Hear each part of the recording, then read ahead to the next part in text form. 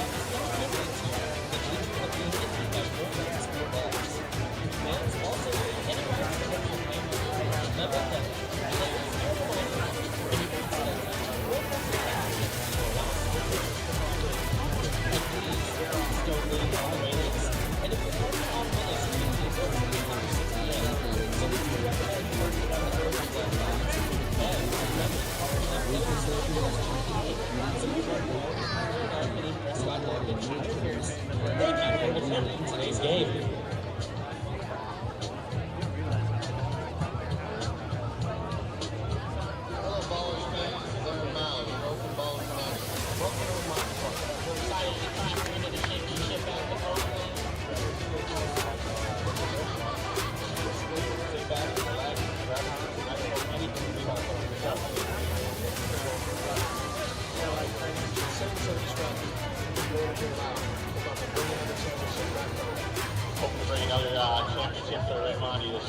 Get ready for some Oakland Ballers baseball. We're about to run it back.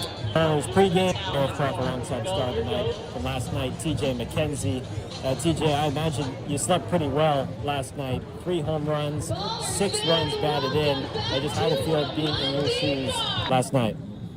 It felt good to get that first one out of the way, honestly. Wasn't trying to do too much and just got rewarded for taking my swing. So.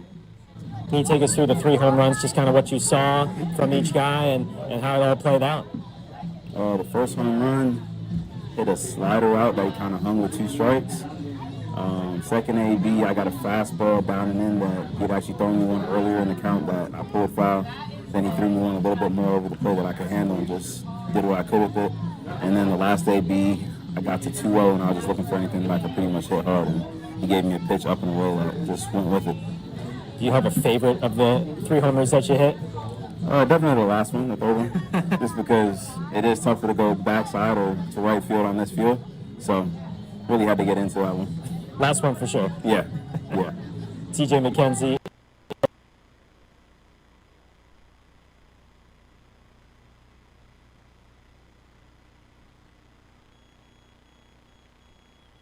Back here at home in Oakland.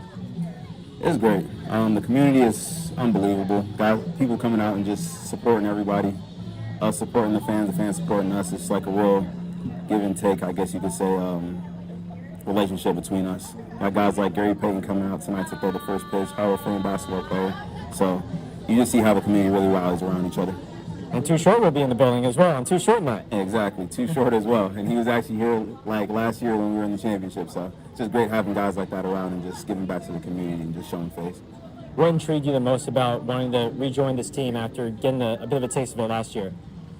I just talked about like the fan atmosphere.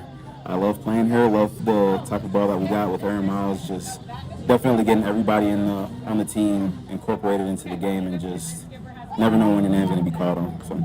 TJ McKenzie with us here on Ballers Pregame. Last question for you, trying to get the first series win out of the season. How do you guys try and get it done tonight against this solid Missoula squad? Just keeping our head on straight, not trying to do too much, passing the baton along to the next guy and just keeping everything simple. Not trying to do too much on your own and just letting your teammates help you along the way. TJ, 3 home runs last night, and we'll see what's in store the rest of this homestand. Thanks for the time. Yes, sir. I appreciate you having me. That's TJ McKenzie with us here on Ballers Pregame. We'll be back with more right after this.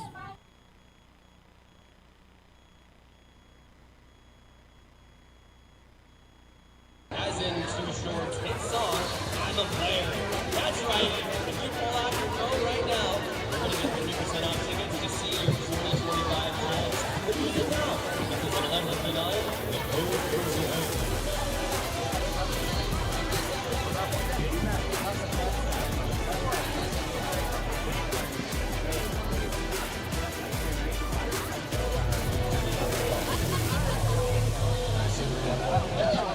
We're the Oakland 16 crew. We're going to teach you the We Love You Oakland chant that we do after every single time the Ballers are on. It goes like this.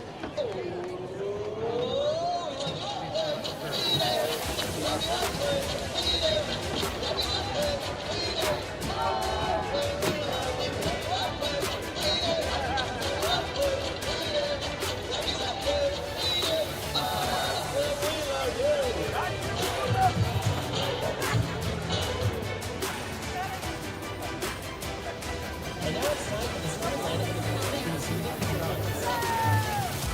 Leading off the center fielder number 1 at position. Batting second is number 13, Nick McKenzie.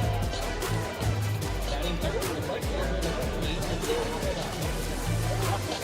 Batting fourth is first baseman number 55, Tyler Stone. Leading off the short station number 8, Bill Rodriguez. Batting sixth is third baseman number 6, Xavier Ventura. Batting seventh is designated hitter number 7, Jimmy Clausen. And Jimmy Clausen is our rear batter tonight. If Jimmy Clausen strikes out, then hands a field worker holding $5 for the rest of the inning. Today, Clausen is our rear batter. Let's show him that we like a good beer discounts. Batting eighth tonight, the left fielder number 7, Tyler Collins. And batting ninth, the second baseman number 2.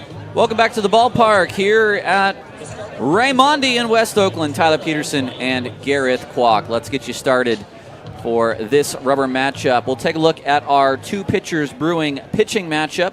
The numbers for Ryan Wentz, who was a member of this Paddleheads team last year, and that's a pretty good ERA for the Mountain States, and you can see the big strikeout numbers for him.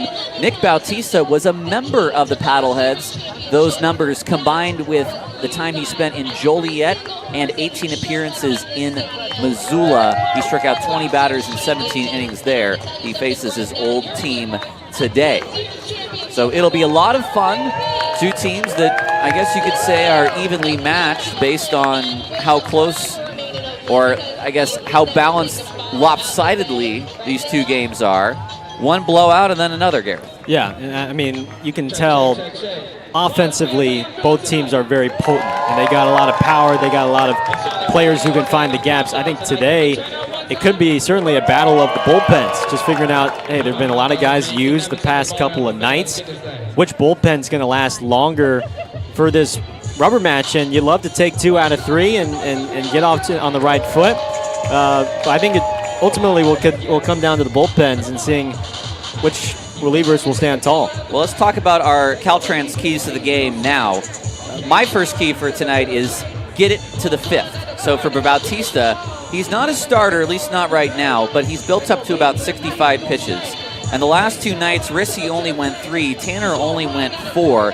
So if Bautista can get into the 5th, not complete 5, but get into the 5th, then he sets up that bullpen pretty well. And with 65 pitches, he certainly could get there. And the second key for tonight is to look for your pitch. That might be the first pitch of the at-bat. That might be the 9th pitch of the at-bat. But yesterday, what the Ballers did really well was attack the zone. So they were pretty patient with pitches that were dropping out of the zone, but they were not letting good pitches go by either. So look for your pitch, and they should have success again. We are just about ready to get our run-in introductions. So I am now going to turn it over to Tarek Ansari. Boys, let's do this one for Oakland, baby. Yay! Thank y'all. Thank you, Jay Waltz. You heard the man. It's time to meet the starting lineup for your Pioneer League champion Oakland Ballers. Taking the field with the Oakland Ballers will be the No Soul Red Sox. Leading off, the shortstop, number 3, Tremaine Cobb.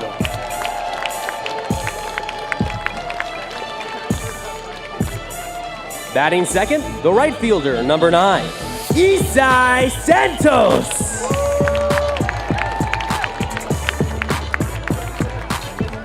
Batting third, the first baseman, number 16, Jeter Ibarra.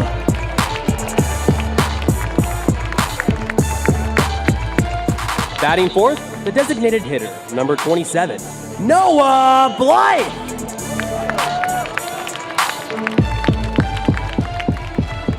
Batting fifth, the left fielder, number 8, Damian Stone.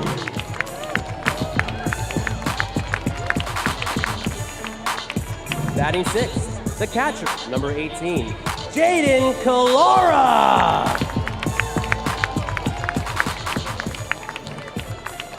Batting seventh, the second baseman, number 15, Jake Allgaier.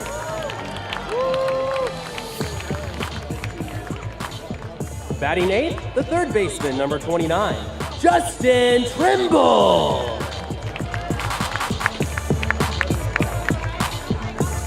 Batting ninth, the center fielder, number 19, TJ McKenzie.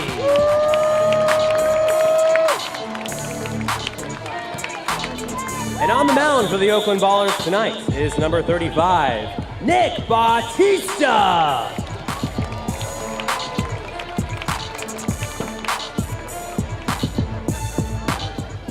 Before we start today's game, we acknowledge that the land where the Oakland Ballers work, train, and play sits on the unceded ancestral homeland of the Ohlone in the territory of Huichin, encompassing regions throughout the greater East Bay area.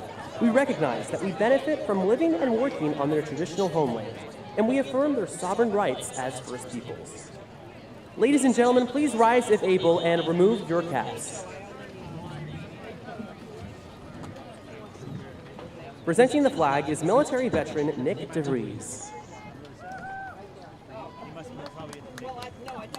Tonight's national anthem is being performed by Jared Carbajal, a dynamic saxophonist, composer, and band leader based in the Bay Area.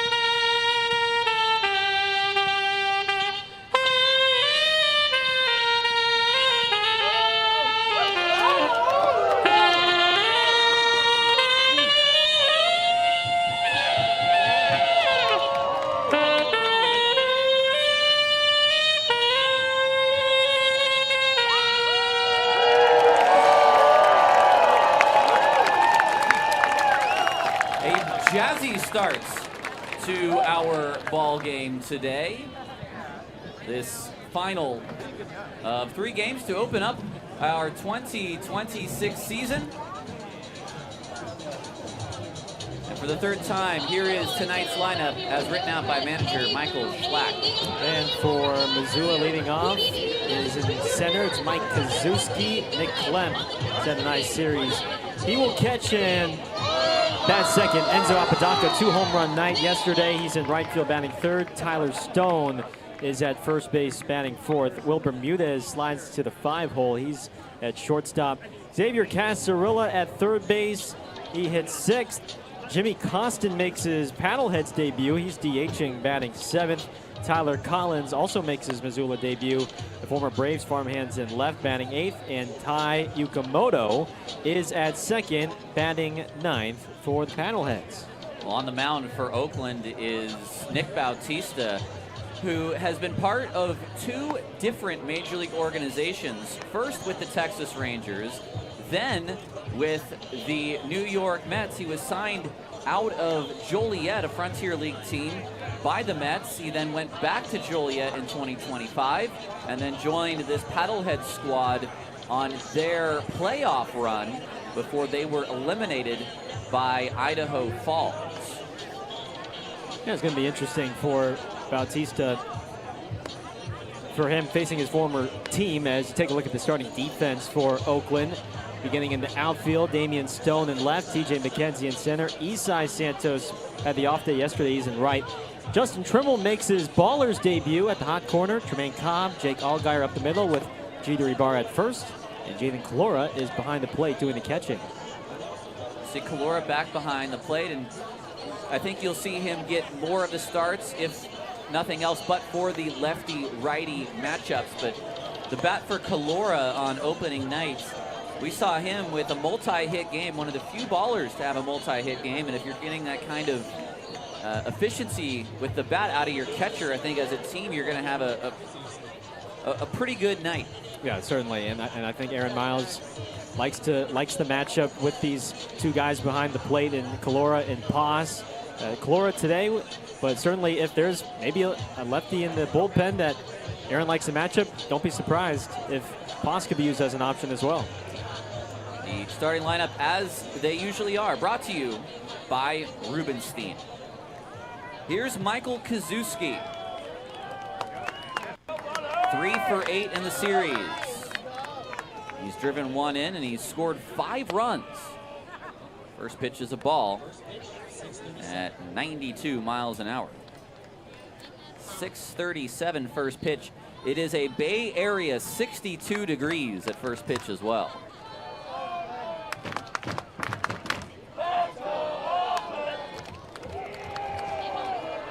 Back-to-back fastballs, 1-1.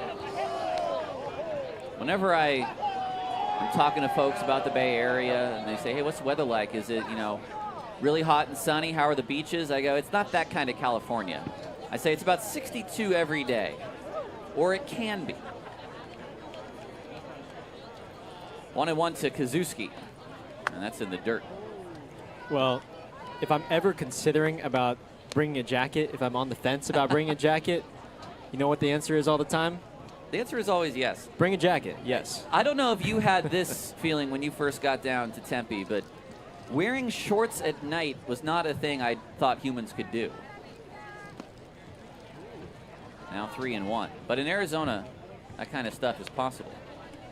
Well, you're battling that, but then the indoors, the AC is just blasting. That's true. So it's like an Arctic current indoors and then a sauna outdoors. I've never had AC out this way. Right. I didn't grow up with AC, that's for sure. It's a walk to Kazuski to begin this ballgame. A 3-pitch pitcher, Bautista, and again, really cut his teeth as a reliever. Fastball, slider, splitter. So we want to see Bautista go deep into this game. The leadoff walk, not a great sign to begin this ballgame, but it is just one batter in. Here's Nick Klemp. Hard to argue anyone has hit the ballers more well than he has.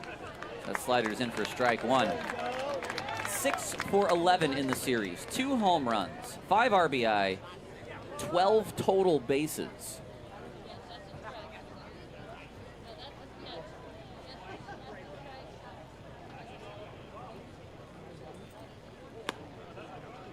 Just off the plate.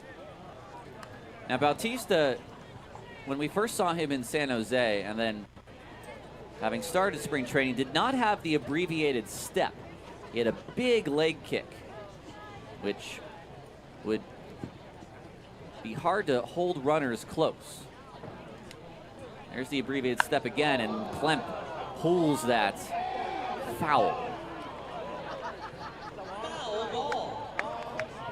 That was a slider that caught a little too much plate.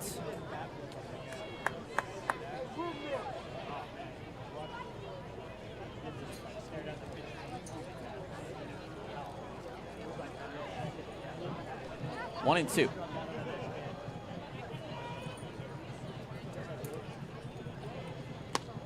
Too far inside. You could see where Kalura was setting up. He wanted the inside fastball, but something that maybe would have broken the bat of Klemp. Not a bad miss with 2 strikes there. Try and saw him off.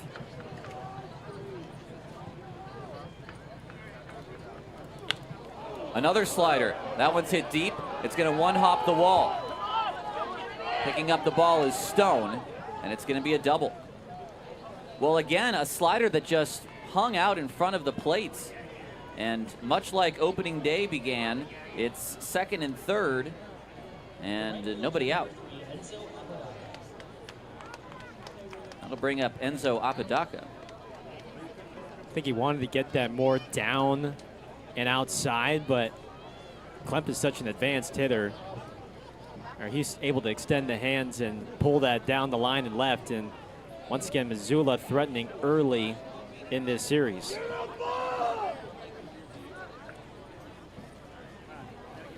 Three straight starts to the year for Apodaca. 4 hits and 7 at-bats.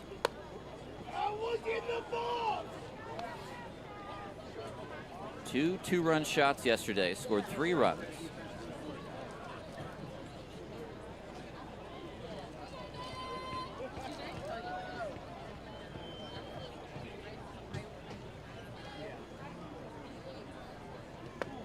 There's a nice slider.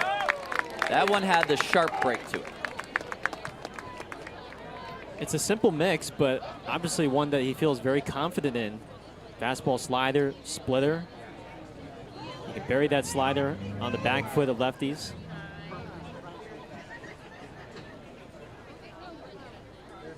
And again, a swing and a miss. Now that's one where I think Apodaca was almost certain he was going to get fed a fastball. You don't see him break down like that midway. Now 1-2.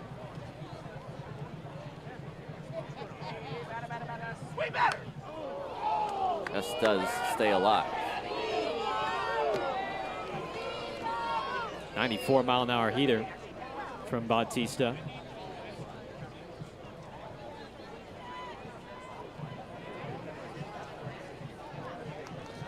He can pump it up to 95 last year with the Paddleheads.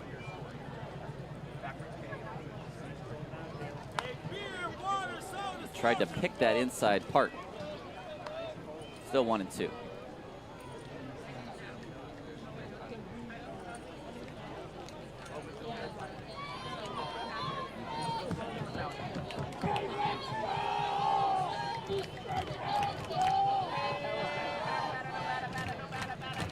One, two. Foul back.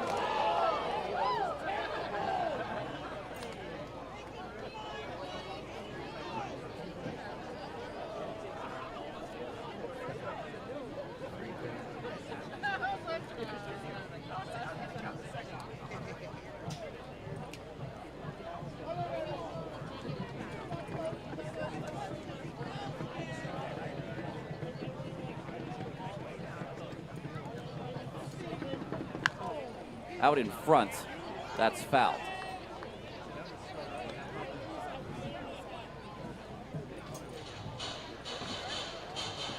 Well, an out without allowing a run to score would be huge.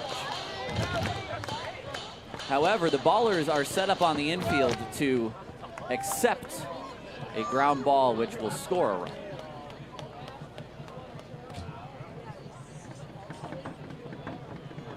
Another 1-2, and it's again fouled. So Apodaca will see a 9th pitch of this at bat.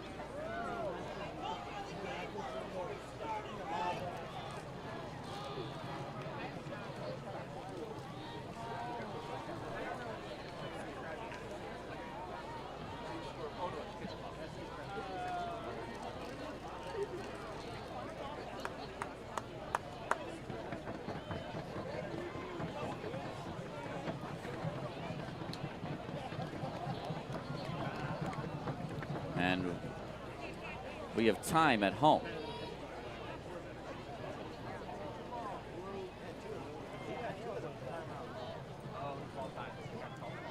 This is a long at bat for Apodaca, both time and pitches.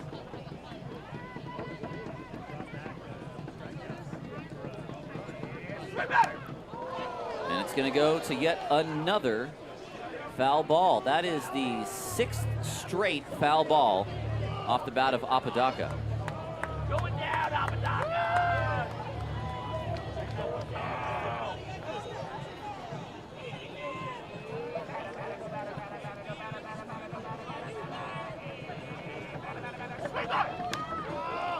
In the air, shallow, Stone.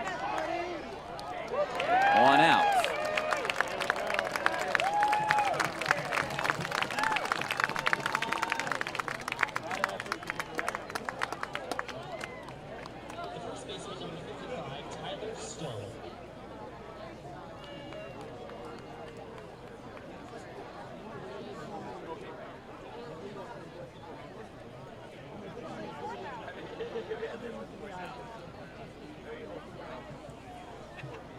So the fly out to left field.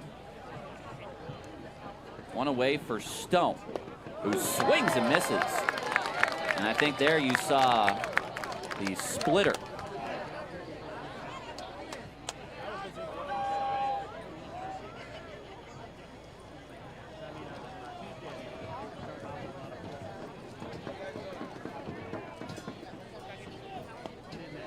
One and one. Well, that's a big first down for Bautista. And, hey, if it takes him 30 pitches to get out of this first inning but allows no runs, it's a tough trade, but maybe one he can take if he can get there.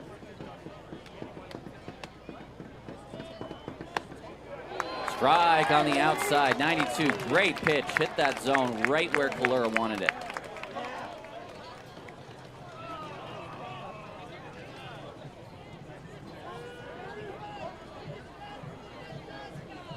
Now a 1-2 to Stone. Line drive up the middle, and this will score 2. A off-speed pitch that got too much of the plate. And it's 2-0 Missoula. The shortstop, number 8, 109 off the bat, a Stone. And middle away, big fella gets all barrel. And the Paddleheads showing once again why they have arguably the most potent offense out there. Here is Bermudez.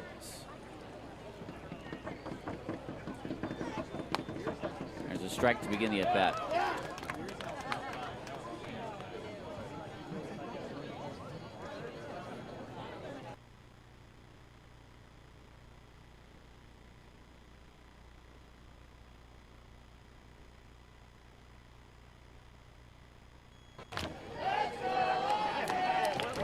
That's a quick 0-2 to Bermudez.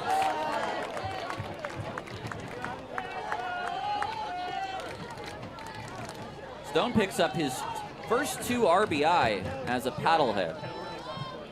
He was 3 for 10 so far in the series. Bermudez hit his first pro home run on Tuesday. And he swings and misses through the splitter. The check throw to first, but it's not in time. Good slider off the outside edge. Got Bermudez to chase. Needed that. Casarola with 2 outs. 3 for 10, a home run, 2 RBI in the first 2 games. First pitch is low.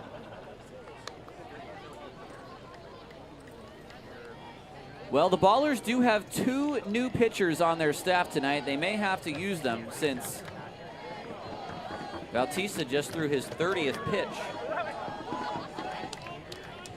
It's in the dirt. It's stopped by Kalura.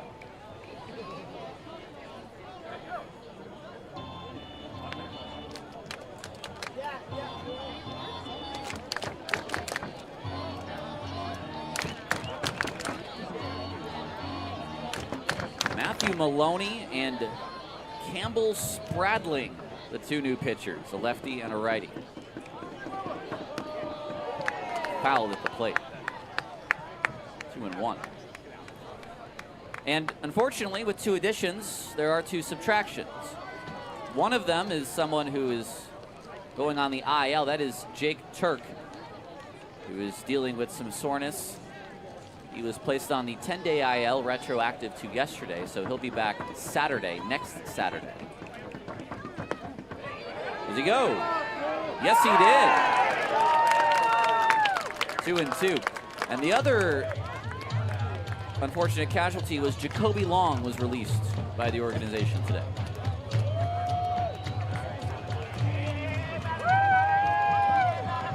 Two-2 to Casarola.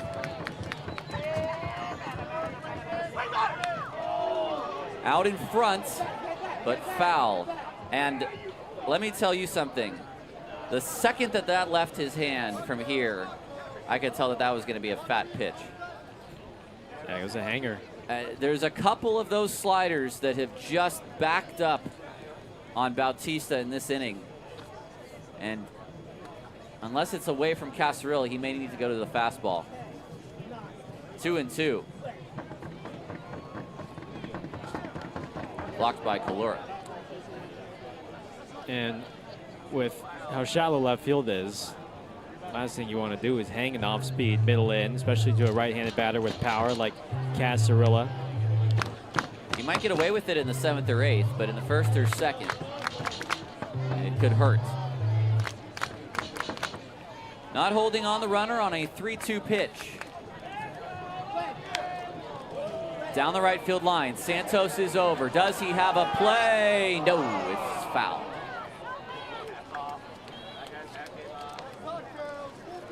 It landed within the field of play, but just not in fair territory. Isai's maybe playing straight up. He's a little bit shaded towards the gap in right center. I think he runs that down. But because he's shaded, you got the shift on for Casarilla in the outfield. He's playing fairly deep, too. Yeah, they're giving Casarilla both lines right now. If he were to poke one down the right field line, Stone would surely score.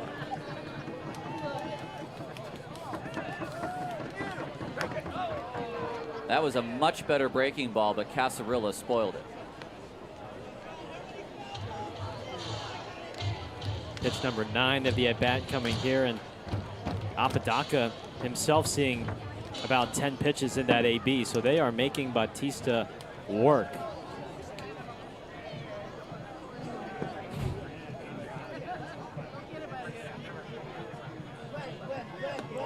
That is strike 3 called, and it's challenged by the Paddleheads.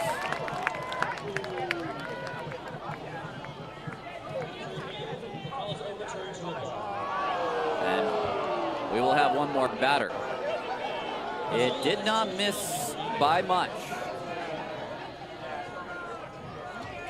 And even though it's the first inning, I like that challenge from Casarilla, because you keep the heat on Bautista, you keep the rally going. Well, now he's at 38 pitches, and as you said, you keep the pressure on him, keep making him work, and who knows, with how the inning goes, you may have to force a reliever to get hot here.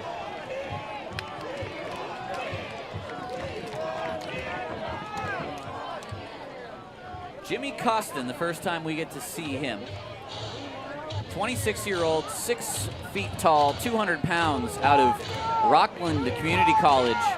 Played for the New Jersey Jackals in the Frontier League last year.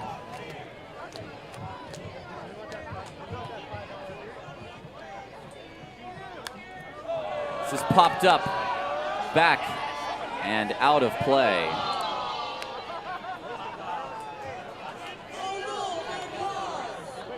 .40 pitches for Bautista, who again, as I said, might only have about 65 in the tank. 1-1. 93 on the inside, and it's 1-2. Now, if you're going to commit to a slider here, he's got to make sure it's one that bites.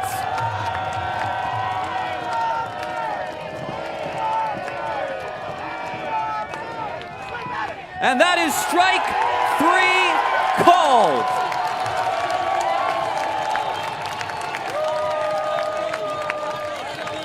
It cost a lot of pitches for Bautista, but he is out of it, only allowing the 2 runs. The 2-run single by Stone, and we go to the bottom of the first, 2-0 Missoula on Ballers TV.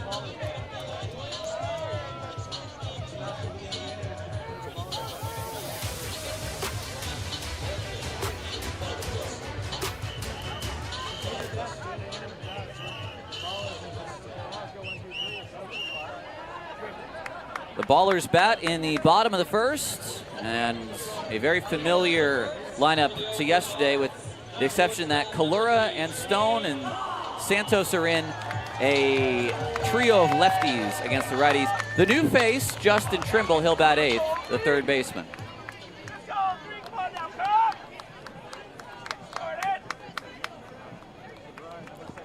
Here's the first pitch from Wentz. That's a called strike. Yeah, Ryan Wentz, who was one of their workhorses last year for the Paddleheads, over 100 innings thrown, 123 strikeouts, and a key returner to this Paddleheads rotation that was one of its strengths from last year. He's actually played for 2 teams in the Pioneer League, the Hawks and the Paddleheads, and he's had the same catcher all 3 years, Nick Klemp. He's from Southern California, went to Cal State Northridge. Chases outside there at 86. 121 Ks, that was top 5 last year. Wild swing and a miss by Cobb.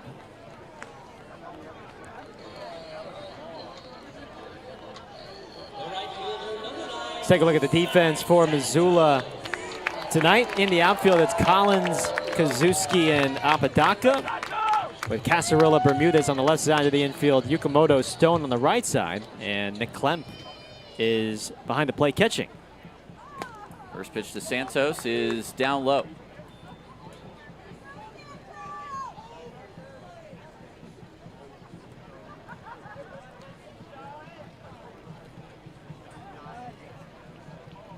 Took an 0 for 4 on opening night.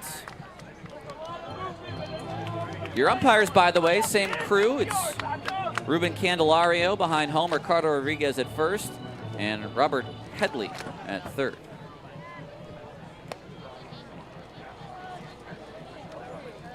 Two and one.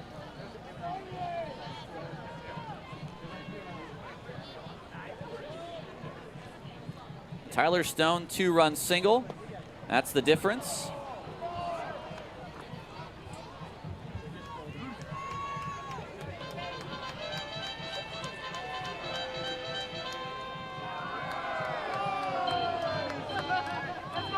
Ruben Candelario, who called 2 pitch violations in this series already, takes his job seriously. Inside. Santos, who was the team leader in walks, he's got a pretty good idea of what is a strike and what is not.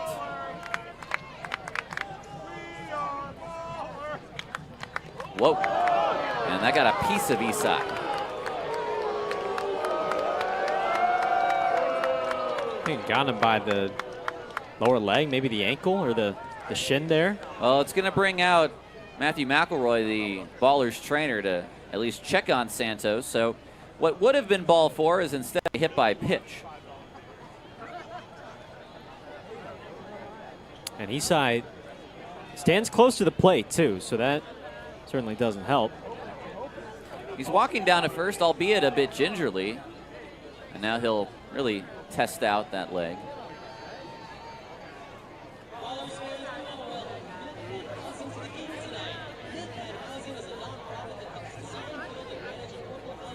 And he's in there. Well, that'll bring up Junior Ibarra, who's had a nice start to his Ballers career. Only 2 for 9, but has a home run. He drove in 2 RBI last night, 1 on a RBI single, 1 on an RBI ground out. And takes a strike at 90 miles an hour to begin this at bat.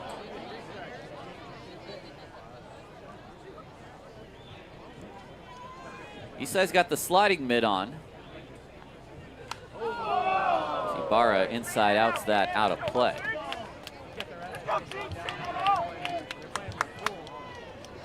I don't know if he would send Santos, considering what he just had to go through with the leg getting hit by the pitch. It's high and away at 92. Paddleheads will drive up tomorrow to Yuba to face the Freebirds, while the Long Beach team, the Coast, will come down and face the Ballers tomorrow. Far out in front is Ibarra. Boy, that is a breaking ball spinning above 3,000 revolutions per minute. And that's tough. Yeah. Tight rotation on it from Wentz, especially for lefties. It'll be tough. Ground ball. Yukamoto on a dive. It gets past him, and now Santos is turning on the Jets. He better slide. He does, and it gets through the third baseman. And to second goes Ibarra on the single and E9.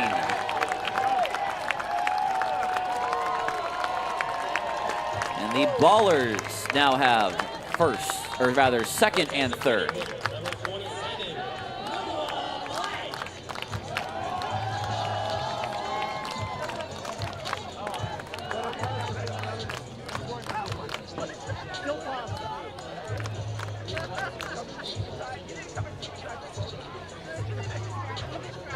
Noah Blythe now 2 on, 2 outs.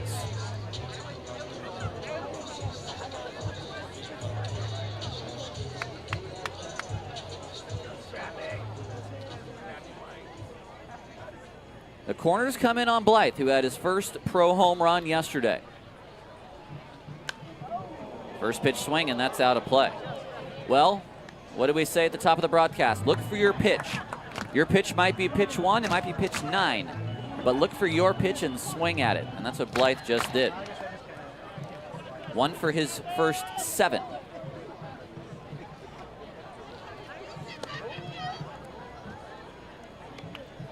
But if you're going to have 1 hit, make it a 3-run home run. Both teams have hit 6 home runs in this series.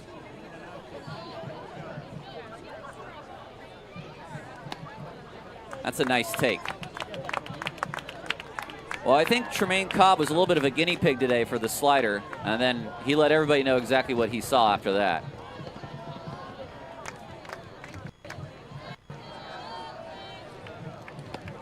Except there. Well, sometimes that's just your role as a leadoff guy. You just try to take as many pitches as you can to see if he can throw all of his off speeds or, make you work. Off the end of the bat, and an easy leap for Yukamoto.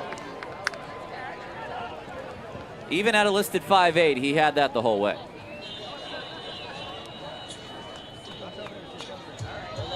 Gonna use all of that 5'8" frame to elevate and snag it. Good play, though. Right at the apex of the jump. Otherwise, it's at least 1 run, maybe 2, depending on if Ibarra gets sent. Damian Stone, who is still looking for his first Ballers hit, 0 for 4 on opening day.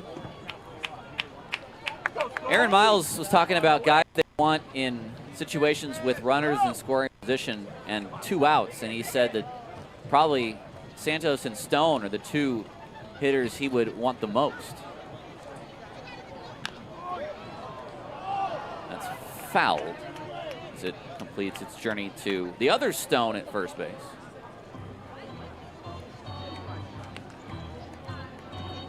Wentz, you'll see 2 types of fastball, 4-seam, 2-seam. It's the slurve that's got the big action, and then that last pitch may have been the cutter.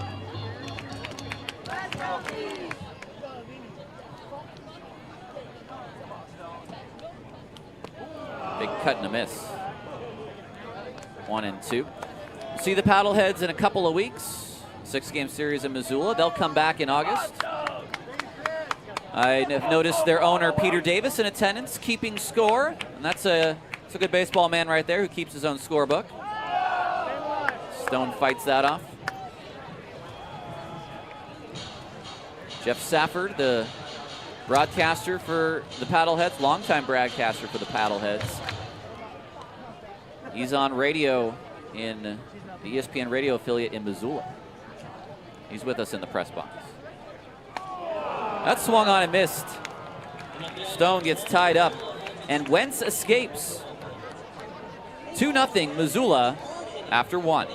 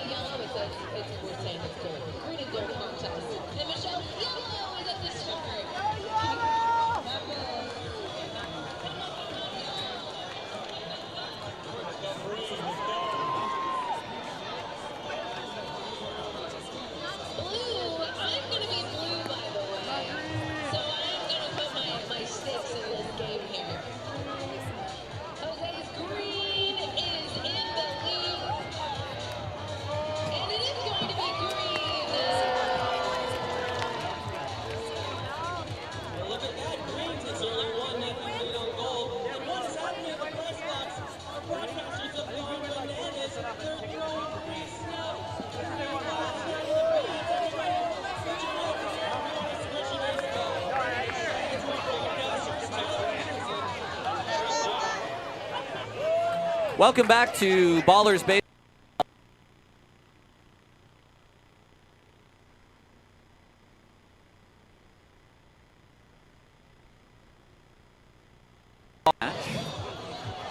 Collins, Yukamoto, and Kazuski, 8-9-1.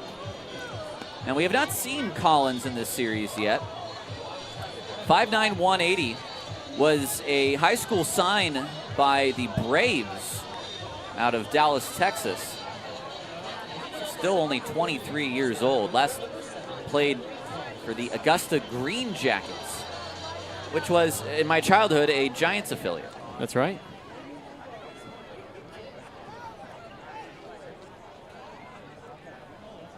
.42 pitches for Bautista in that first inning. And this is a much better start. But someone needs to call it. Trimble. 1 out.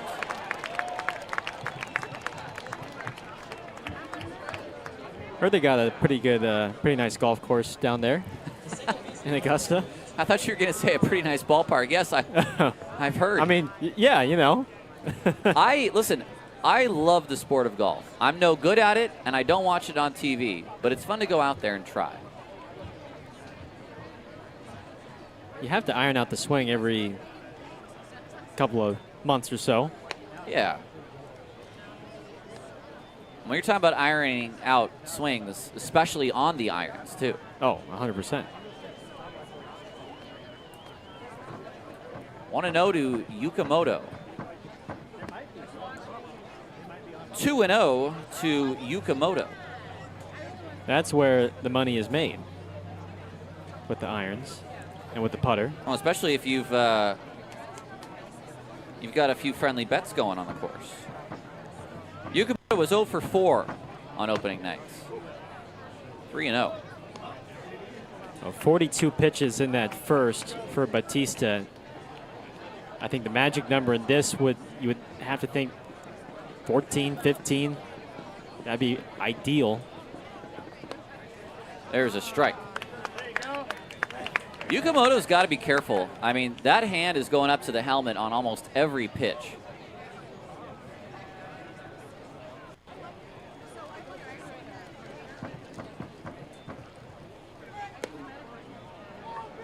Ball 4.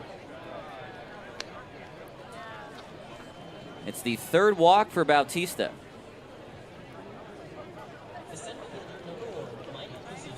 I'll bring up Mike Kazuski, who walked to begin the first. Leadoff walks and 2-out walks almost always. This is the Tyler Peterson theory. They seem to always score. I put it about 80% of the time.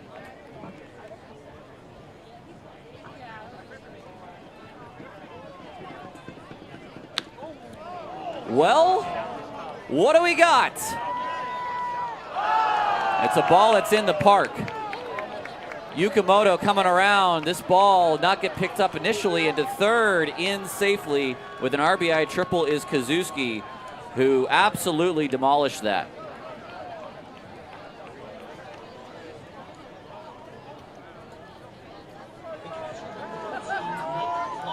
Was making a bid for the 7th home run of the Paddleheads already. Santos nearly got there. He got a middle-end fastball, and he was hunting it. Found the right center gap, and if there's one place in this yard, one of the few places in this yard where you can try and leg a triple, that's out there in right center. That's a spot to do it. So 3-0 Missoula. They're going to bring the infield in all the way to the grass on Klemp.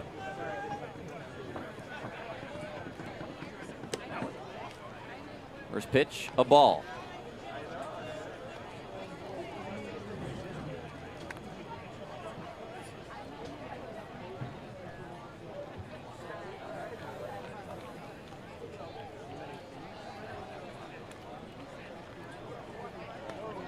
Two and 0. A walk it's not the worst thing here, but considering where we are in this game, you want Bautista to get early action in at-bats. You don't want walks. You don't want long at-bats, even if it does set up a double play. That time, Klemp might have been looking fastball. He took a pretty good pitch. Yeah, it's a strikeout situation for him.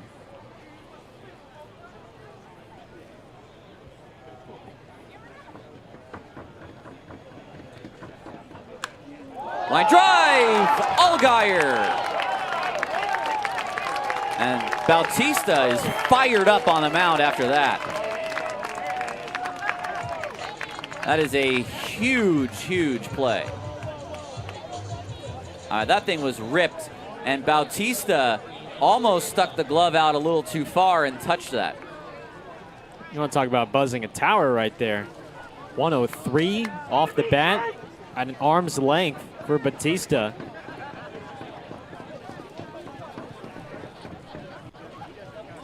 And that's getting to Jake really quickly too. You don't have a lot of time to position yourself to make that catch.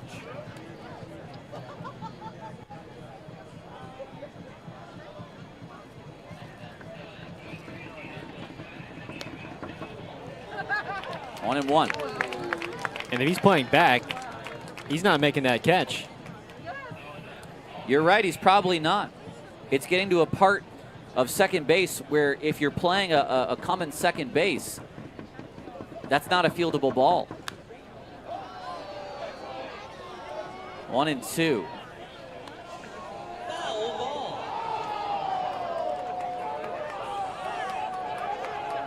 Did that break a window?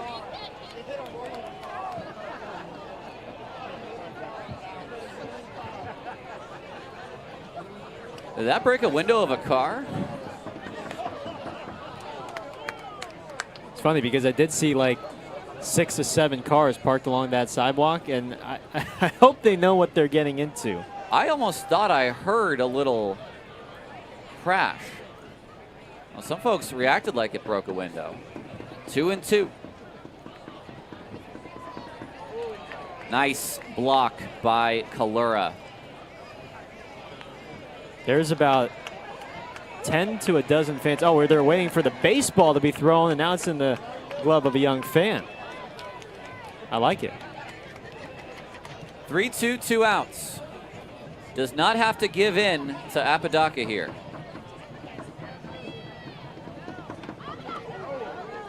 Inside for ball 4.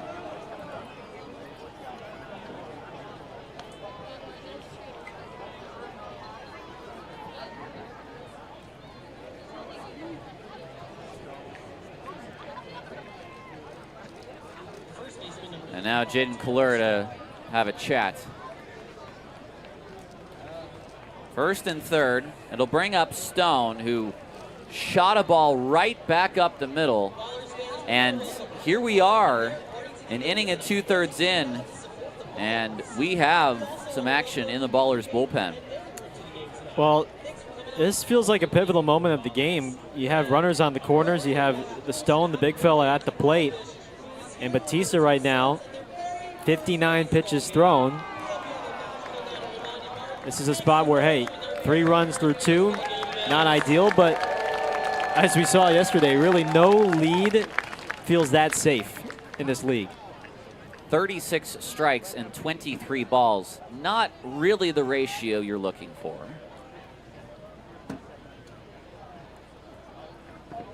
First pitch to Stone. He fouls that away. Now, he was looking fastball in that last at bat quite a bit. And swung through a couple breaking balls. Ultimately, it was the off-speed pitch over the plate that he hit up the middle for the 2-run single.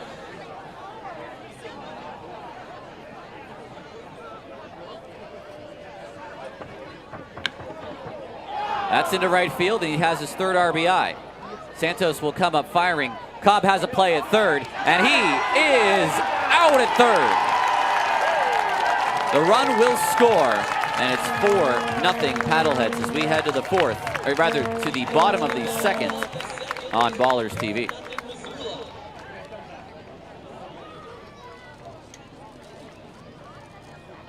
The Oakland Ballers would like to welcome back our very own TJ McKenzie.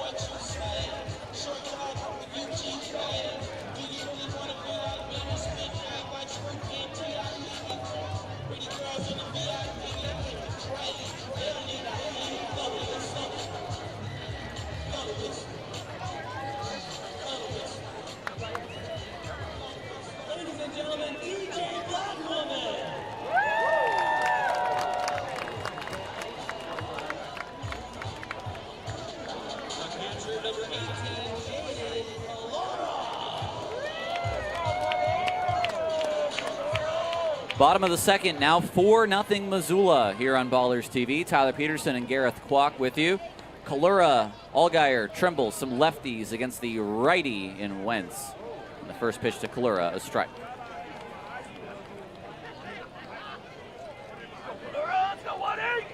We'll see whether or not Bautista comes out for a third inning.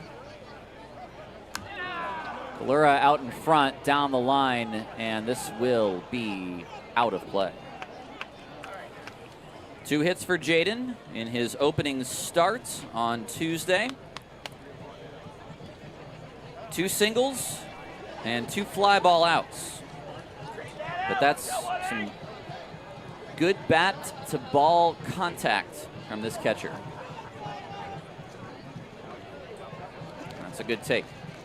Hadn't seen that slurvy slider from Wentz until that 0-2, and takes it for the 1-2 count.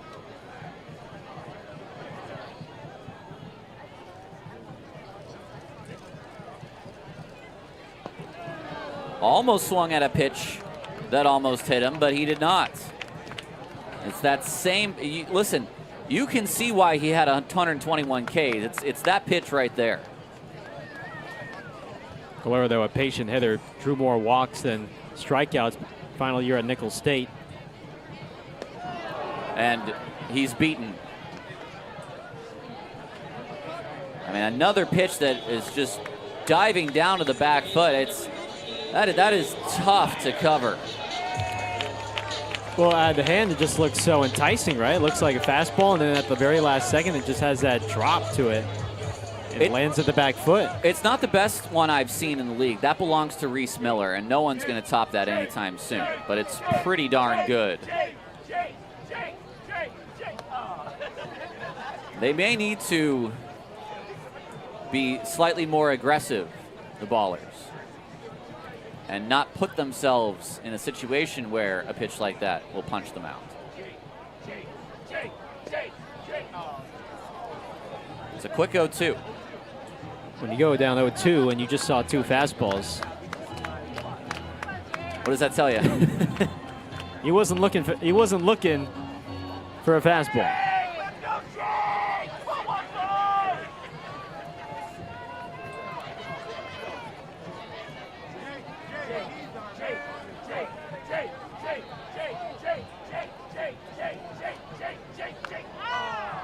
He's able to fight that off, but you look at where that pitch ended up.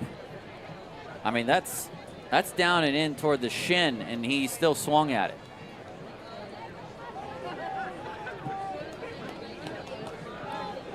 Why go away from it?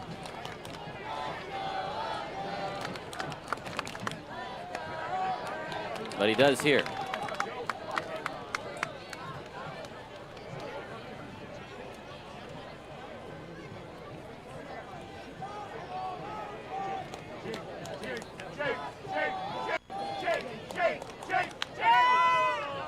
Just foul.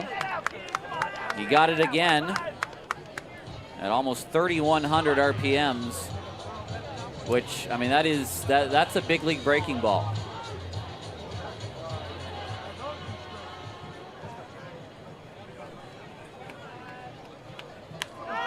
Allgaier fights it off for a base hit.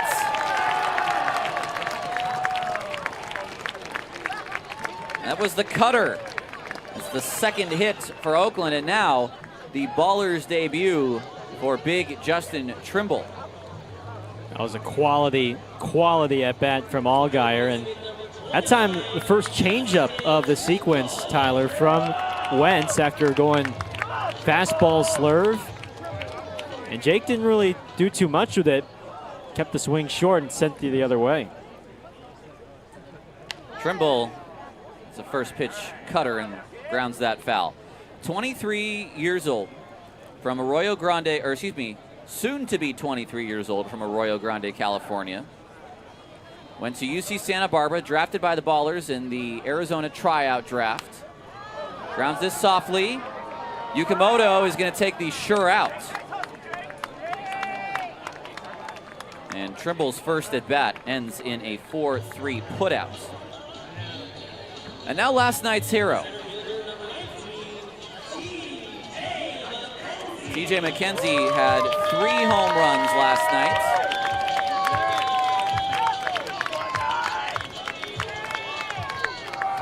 including a deep shot to right field, his favorite, as Gareth found out from our pregame interview. High chopper. Casarillo is going to wind that up, and he beats McKenzie on the 5-3 ground out. After 2, 4-0 Missoula on Ballers TV.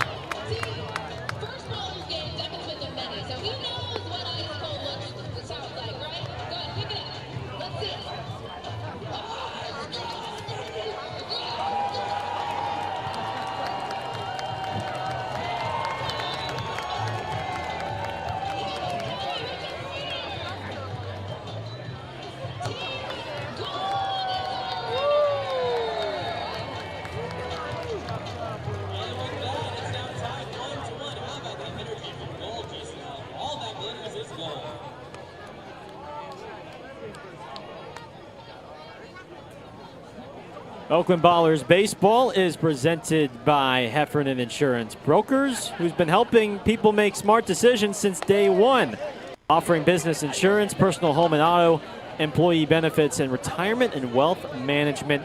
Make a smart decision for your business or family today. Visit Heffernan Insurance Brokers online at hefins.com. When was day one? Day one? Yeah, when was day one? My day one was September 27, 1995, so I guess it's all relative. You're 27? Did you say? September 27, Okay. 1995. I am a November 27. Ah! So there we go. Well, that puts me at Libra. I don't know what that makes you, but I'll take the 27 club anyway. Sagittarius, I believe. I must admit, I am not into the whole horoscope stuff, but I think I know that part. Ball 2 to Bermudez. I do know I am a wood pig on the Chinese zodiac calendar. Okay, there we go. I'm a rabbit.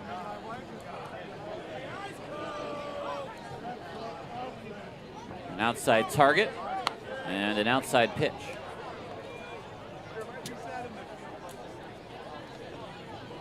Bautista may not be long for this game, as the next pitch will be the 65th, which was sort of the target number for today.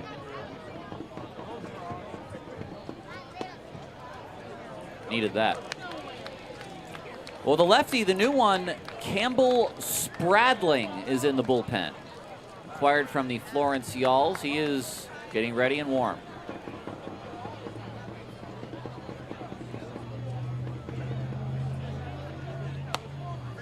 That's ball 4. And Bautista just has not had control today. 66 pitches, and 39 of them have found the strike zone. 5 walks in 2+ innings. Here's Xavier Casarillo, who walked in his first plate appearance.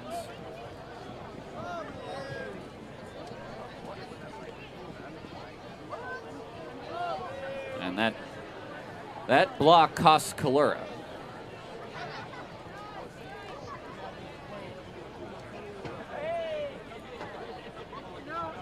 Take A little bit of time before he gets back to his catching position.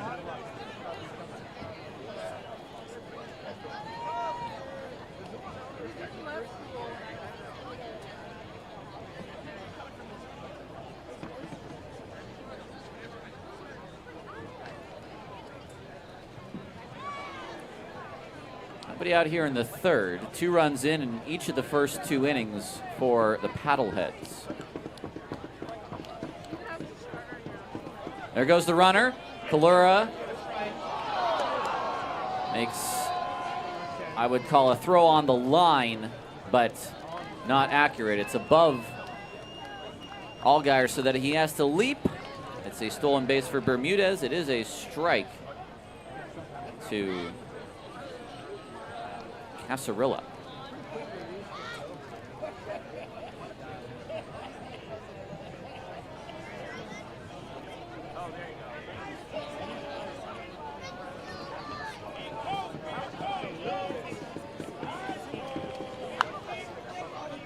Pulled foul.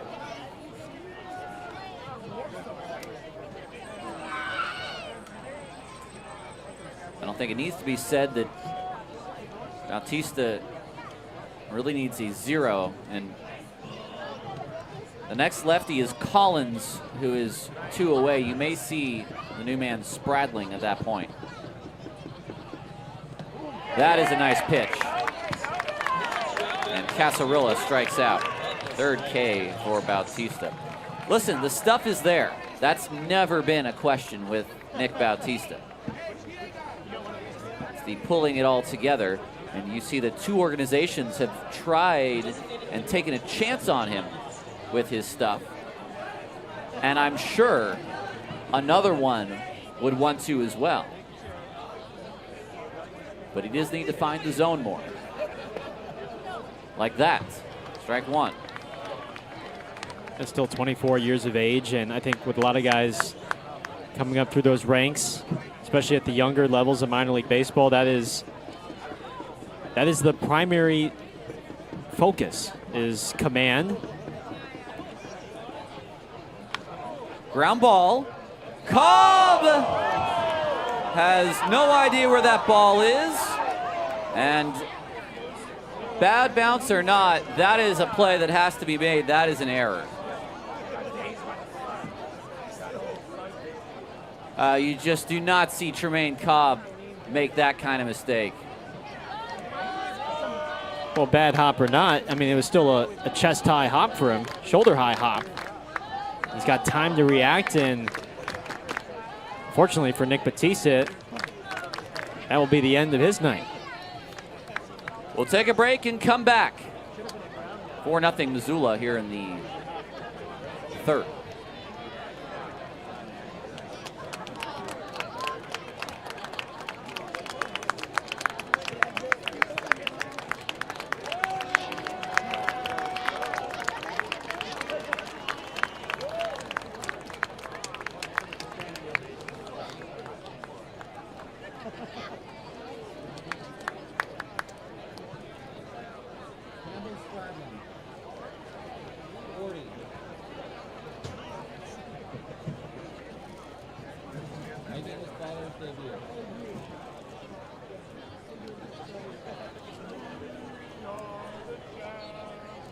Now pitching for the Oakland Ballers, number 40, Campbell Sprouty. Oh, baby!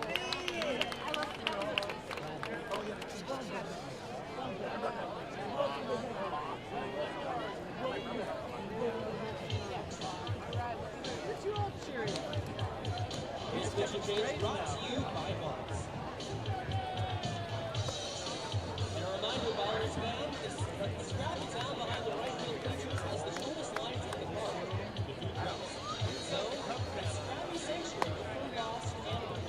Make sure to check it out. And while you're out there, visit concessions. $7, you can get anything in a helmet. That's right, anything. You want a hot dog in a helmet? Garlic fries? Maybe even your dad with a helmet. Or a helmet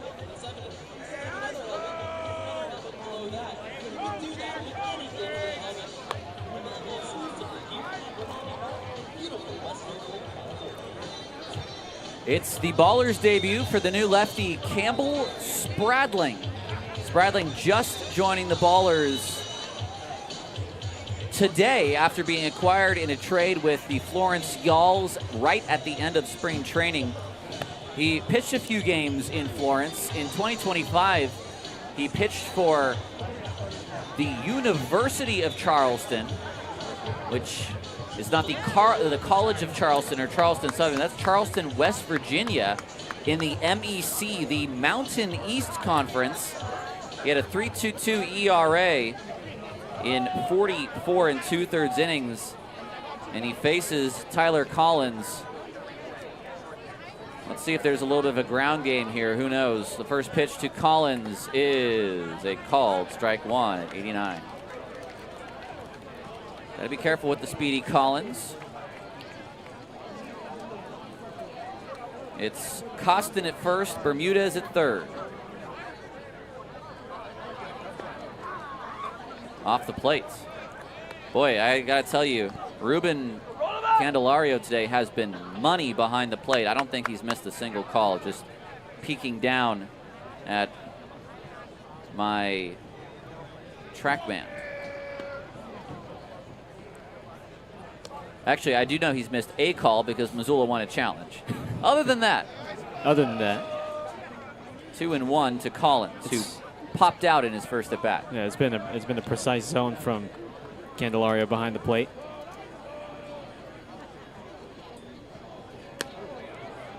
Side at 88. 3.22 ERA for Spradling this past year at Charleston. 44 2/3 innings. He had 41 strikeouts with 23 walks, primarily as a starter.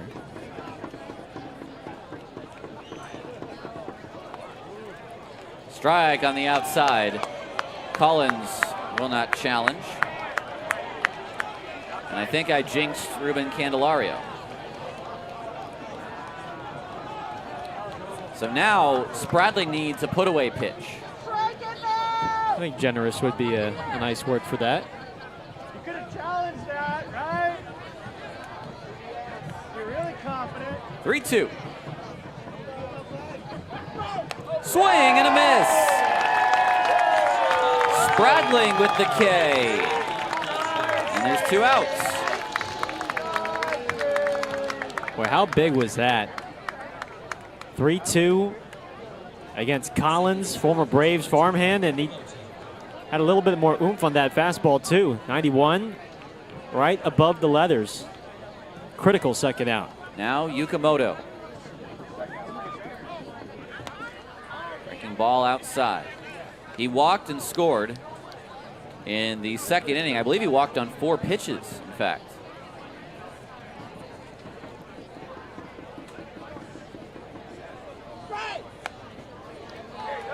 Kalura brought that one back right there. That's a strike 1-1. Nice little move of the glove.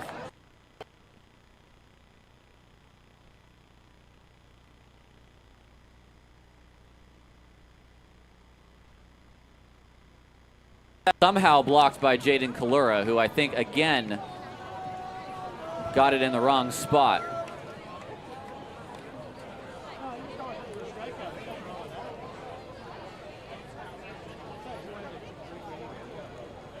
Well, look, when you're catching a guy for more or less the first time, there's going to be some movement that surprises you sometimes, and perhaps that's what happened there. And Candelario is going to give him as much time as he needs to protect both himself and the umpire. 2-1.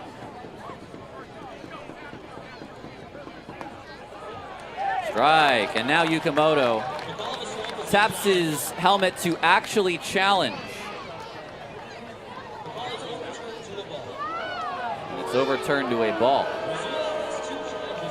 3-1. 2 for 2 on challenges tonight for Missoula. That one was a pretty easy challenge from Yukamoto. That's high for ball 4. He takes 2 walks in the contest, and the bases are loaded.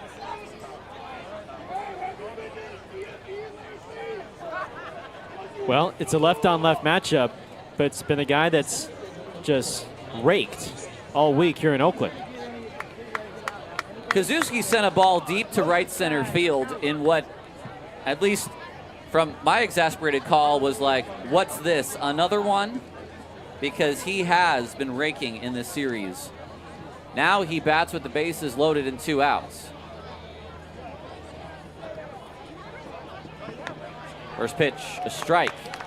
And I think the Paddleheads have recognized a blind spot on the outside in this inning. And it's 1-0. Well, it's about an inch or so, maybe inch and a half off the black. I think after the 3rd or 4th time Candelario called it, Missoula is starting to sense that they can challenge it and get it overturned. 2-0. Well, now Spradling has nowhere to go but in. And you cannot come out of the bullpen and not throw strikes. He got Collins to K, then he walked Yukimoto, who does have a small strike zone. Both Yukimoto and Kazuski are below 6 feet in height. That's a strike. And that's a good breaking ball from Spradling. Perfect slider on the outside lower corner. It's Bermudez at 3rd, Costin at 2nd, and Yukimoto at 1st. The 2-1 is swung on and missed.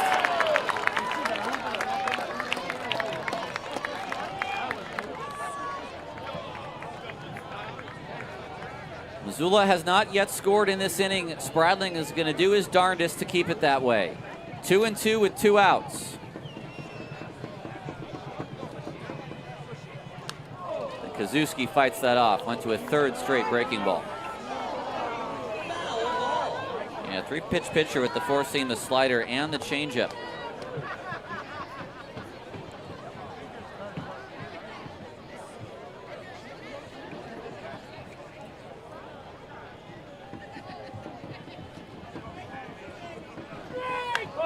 In the air, Allgaier.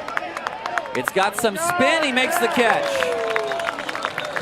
The Paddleheads do not score, but they tried. And we head to the bottom of the 3rd, 4-0 Missoula.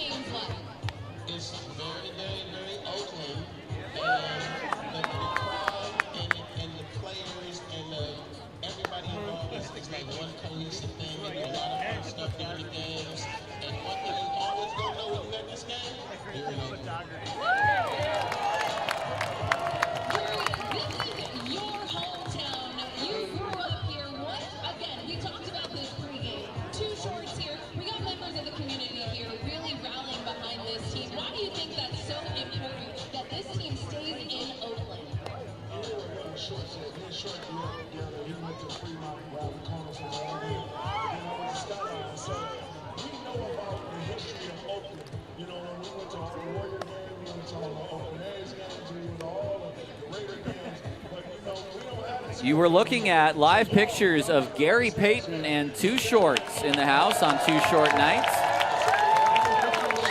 There the gentlemen are, talking with our Aubrey Tolliver between innings. Gary Payton, the glove, got to throw out the first pitch. Legends. Absolute legends. A couple of Oakland natives, East Bay through and through. Ballers finally hold the Paddleheads to no runs in an inning.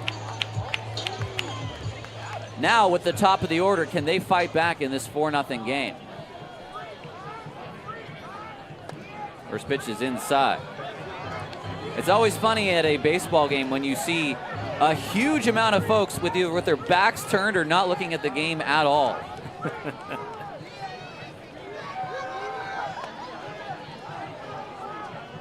One and one. There might be just a handful of VIPs in the house that people want to interact with.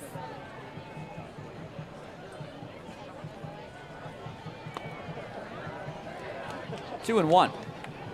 But if Oakland could be summed up in one picture, the fans are snapping those pictures right now. Ballers game, Gary Payton, too short.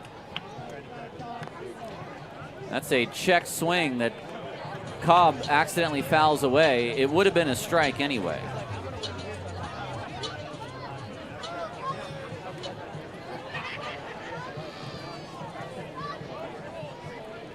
Two, and Cobb cannot figure out Wentz. That's the fourth strikeout for Wentz. It's not picking up that slurve right now from Wentz out of the hand. Second time he's got him with that pitch. 47 pitches for Wentz, which is a respectable number. Santos, Stone has it. His throw to Wentz is in, not in time. Whoa, hello. Awfully close. Wentz was late. Let's see if we can get another look at this. What do you got? Back it up. If we can we back it up? Well, no? No, we can't back it up. I mean, as soon as it was hit that far away from first base, Eastside was kind of turned on another gear. Here we go. Let's see. I don't know. Almost simultaneous. Yep. But you credit Eastside for hustling to make it a close play. Yes, you do. And remember, he got hit by a pitch.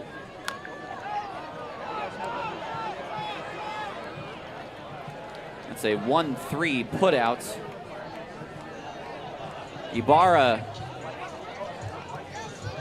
trying to see something early. 2 outs in the inning.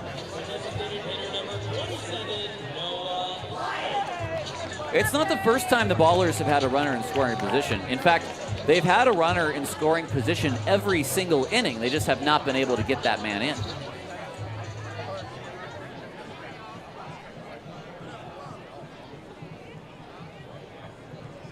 Blythe takes ball one. Lined out to Yukimoto at second on a jump that he had to make, but I think one he had the whole way.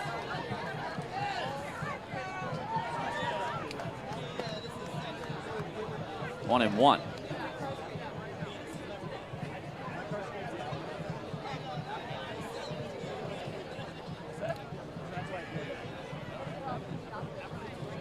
Santos, a lot of space out at second. And now Blythe wants to challenge. The call of a strike is being challenged. After review, the call is confirmed a strike. 1-2. Oakland has one challenge remaining. So one challenge for Oakland. Missoula still has both of their challenges. Well, this ought to be a slider off the plate. It is. He went. Ballers are out in the third. It's 4-0 Missoula.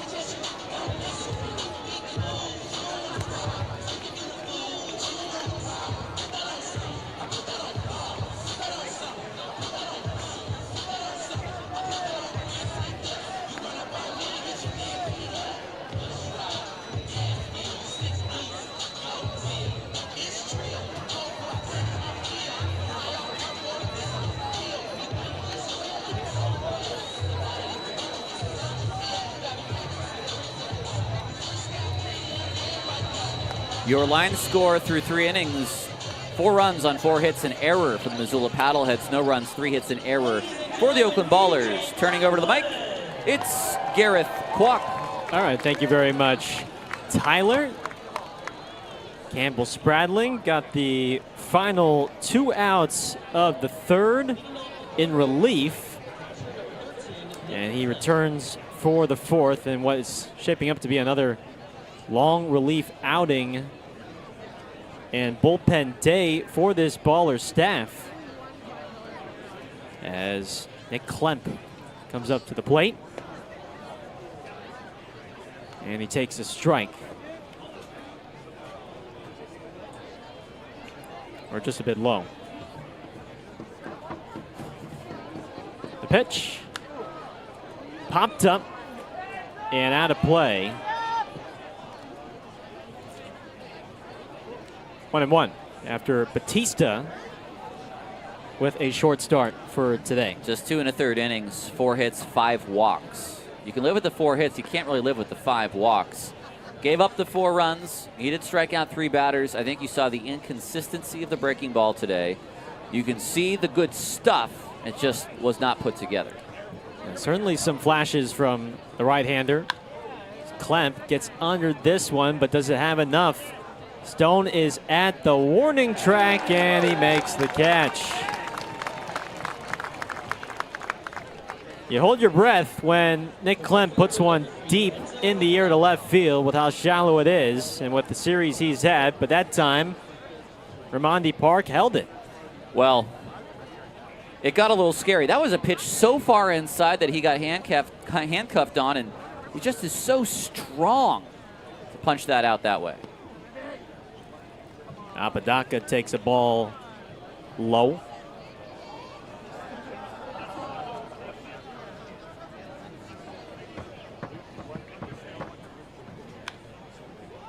Popped up, shallow left field, but Damian Stone strolls in for the catch. And there's 2 away. Time now for our Pioneer League baseball standings, and they're presented by Pacific Pipe. Game 3 of the regular season. Who's looking hot so far, Tyler? Well, atop the standings, undefeated so far. Billings at 2-0, Glacier at 2-0, Modesto at 2-0. Then a whole swath of teams at 1-1. Great Falls, Idaho Falls, and Red Pocket still looking for their first victories. And Stone takes a strike. The Roadsters. New look, new brand, and they're undefeated so far. We'll keep you in touch with the scoreboard later in the broadcast. 1 ball, 1 strike here on Stone. It's 4-0 Paddleheads. Rubber match between these 2 sides. After tonight, Oakland will host Long Beach for a 6-game series spread out over 7 days. Good fastball makes it 2-2 now. You don't often see that. They're going to have a Monday off day in between the series. So 3 and then another 3.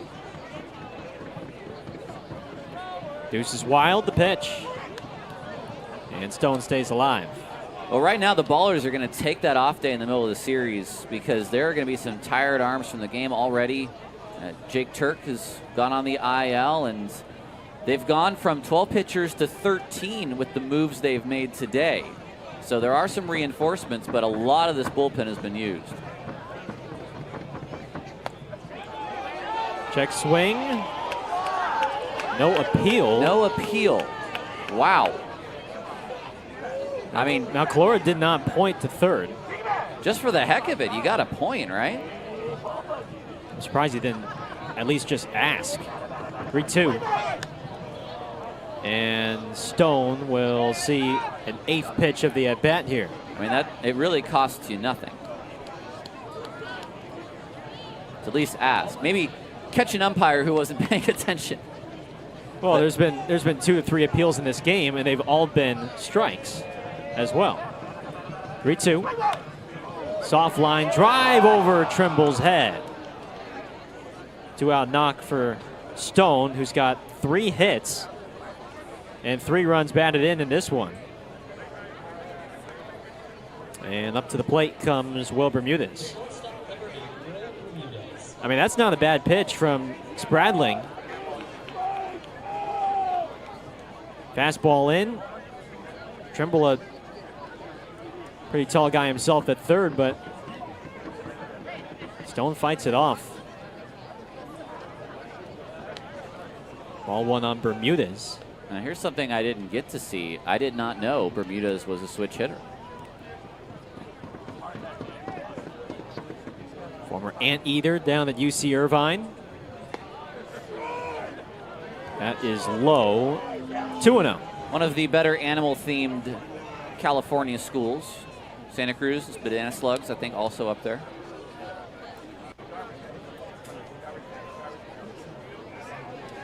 Two-0. Line in the left. Stone broke back. He dives forward, and he's got it. Inning over. Spradling with an inning and 2/3 of scoreless relief. Ballers bats looking to wake up. They trail by 4 as we go to the bottom of the 4th on Ballers TV.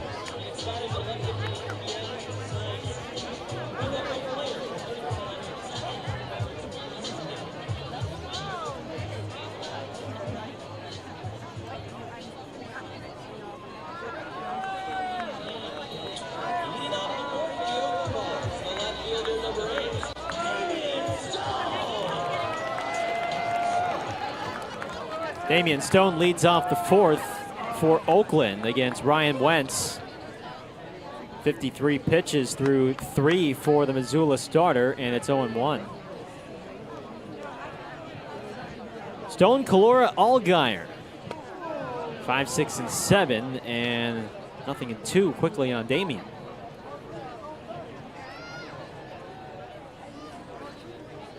Paddlehead scoring 2 in the 1st and 2 in the 2nd. And Stone goes down swinging on 3 pitches. Well, it's not often you see someone like Damian Stone look that bad in an at-bat, and he hit 380 last year. It's been a while since I've seen a starter in this league with as good a pitch as Wentz. But really, the Ballers, I don't even know if they've ever seen Ryan Wentz. That was strikeout number 6 already for Ryan Wentz. Here's Calora. And Jaden chases a changeup that time. They're just guessing right now. Everything is working off that slider.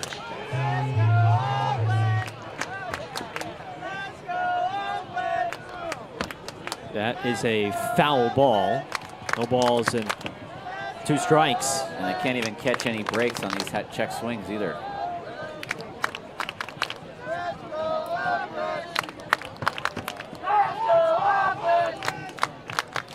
Oh-2. And that is just low. Wentz with very good strikeout numbers from a year ago. 121 Ks and 103rd innings pitched. 2-2 now. Well, Kalura got all tied up on a back foot slider in his last at bat. Jake Allgaier waiting on deck. Looped, foul ground, and off the netting. I don't see a choke up on Kalura's bat at all, but he's got good hands. So if it's in the strike zone, he should be able to get to it. 2 balls, 2 strikes.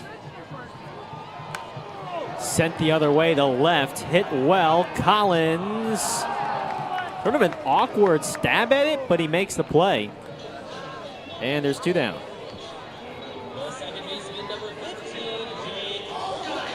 That was a little bit of a chase by Kalura, who went down and went after a pitch below the zone, but it nearly became troublesome for Missoula.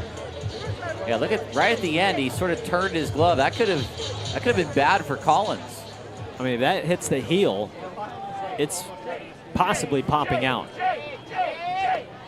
Oof. Oh my, how many swings, first pitch swings and misses have we seen from Wentz in this game? Well, I think the message is, hey, get up there early and don't see it late, but now he's starting everyone off with it. Starting to pitch a little bit more backward to these ballers' bats.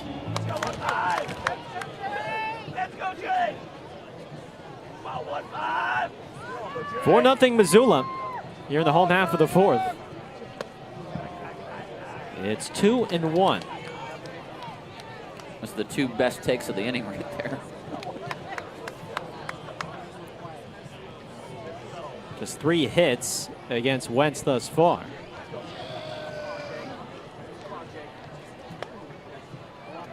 And the count evens at 2. I mean, he's got the long, like, deliberate wind also.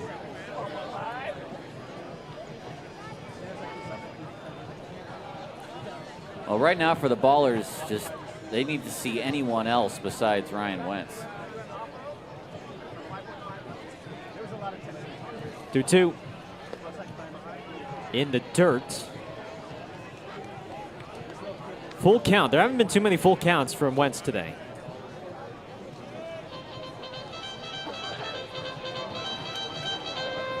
On deck is Justin Trimble for Oakland.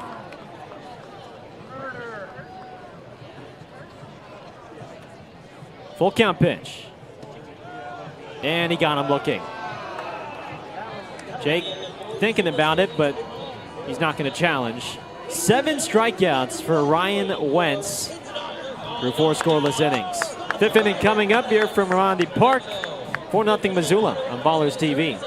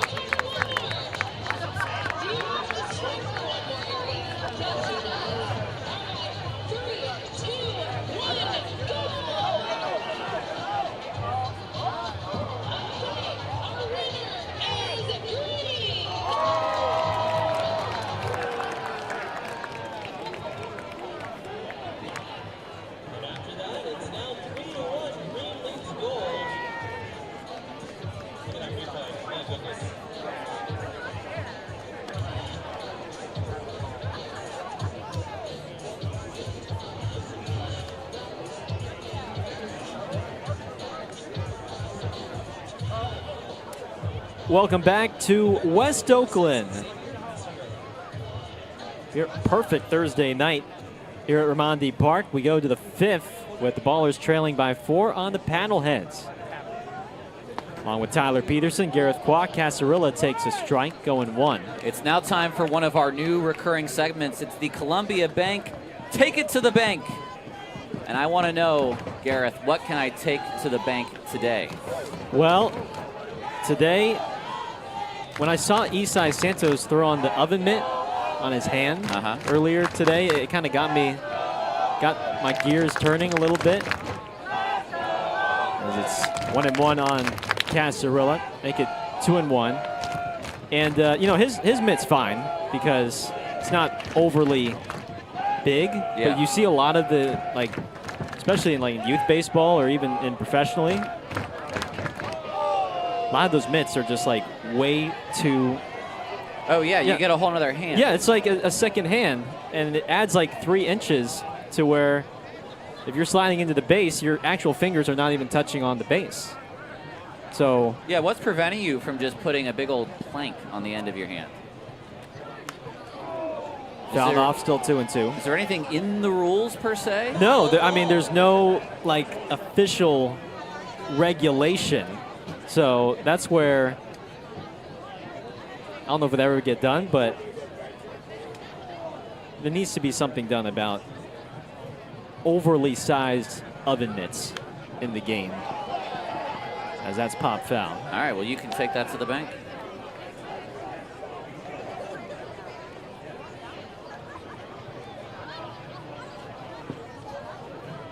Not a bad start so far for Spradlin. 2 balls, 2 strikes. That is low and in.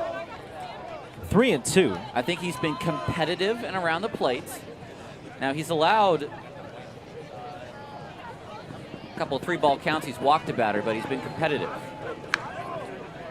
High hop for Trimble. This is a long throw from across the diamond, and Casarilla is retired. It's a nice play from Trimble. He backed up to get the sure hop, and listen, the hops have not been sure this series, so he stayed with that. First time he's been active on the ground. That's a deep throw too from behind third. As here is Jimmy Costin. There we go. But no swing. At least he offered. Or he threw an appeal down. Why not?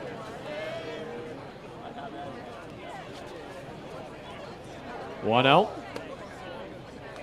Is high and outside. 2-0.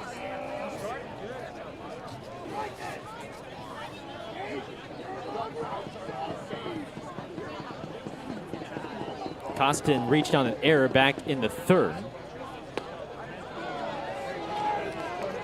He's painting that inside corner well.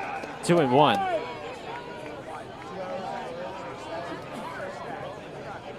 Spradling originally from Liberty Township in Ohio, which is a suburb of Cincinnati. And he was telling me pregame that this is his first time ever to California.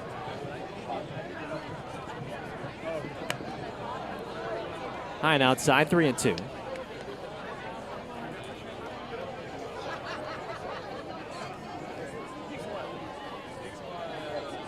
Previously with the Florence Yalls, who are joining the Ballers. Fly ball right field. Santos lost the cap but makes the play. And there's 2 down.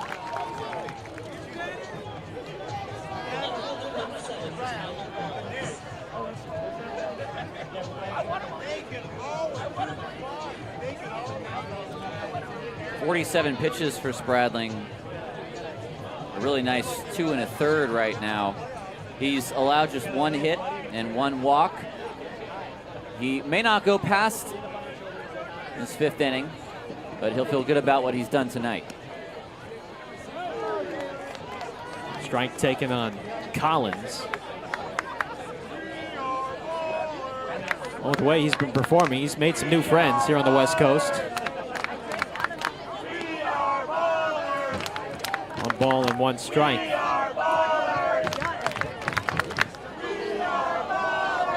Talked about it earlier, how he said he was excited to be a part of this Ballers team and this game day atmosphere that he's going to check out for the first couple of nights before being activated today. There's a hard line drive into the gap. And Collins can run. He'll get at least 2, and he'll stay there with the double.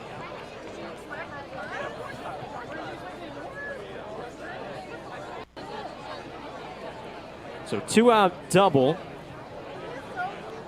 Ballers are still looking for their first 1-2-3 inning of the night. And Yukamoto will hit, but not before a mound visit from Jim Diedrich. Well, this will allow the righty warming in the Oakland bullpen a couple extra pitches. And Yukamoto's a lefty. You've got Kazuski, who's a lefty as well. So they could go right after him here.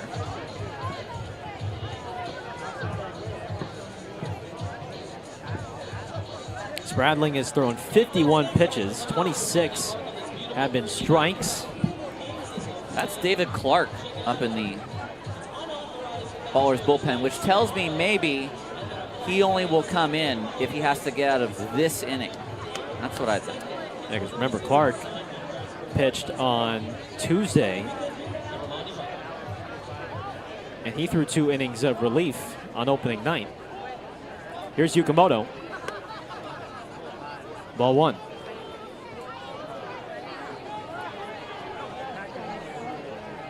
The bullpen has been tested this week. There's a strike. 3 relievers on Tuesday who had to cover 5 innings.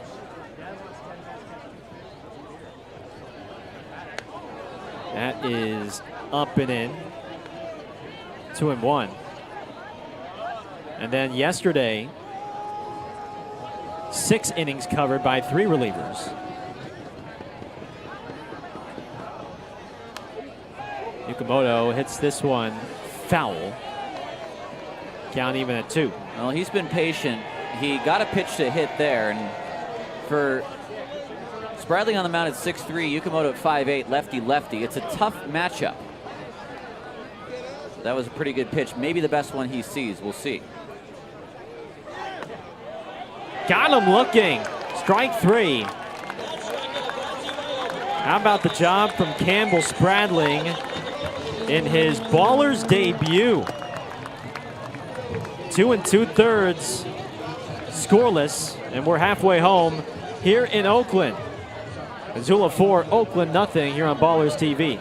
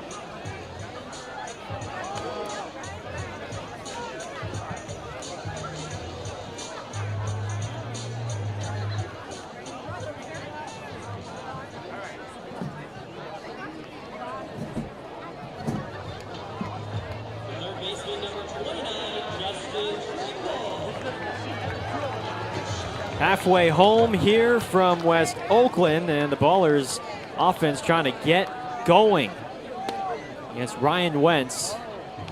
4 shutout frames, 7 strikeouts, and Justin Trimble will lead things off for the Ballers. It's 4-0 Missoula. There's been a lot of swing and miss against Wentz tonight. Fastball has been sharp. The slurve has been even better. Hard hit, but right at Yukimoto. He could have walked that to first if he wanted to, but either way, 1 gone.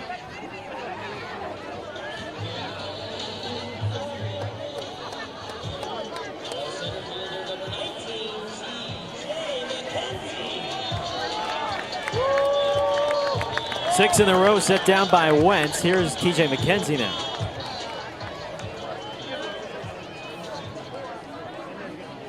McKenzie grounded out to third, first time up, and he shows bunt and takes a strike. I don't mind that. I don't hate that either.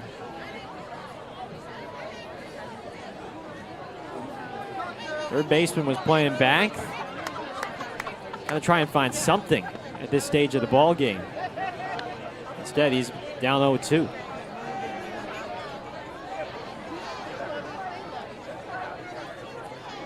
It's not overpowering stuff from Ryan Wentz, but it's been deceptive. It's been precise for the returning starter. And no question about that, McKenzie goes around for strikeout number 8 for Ryan Wentz.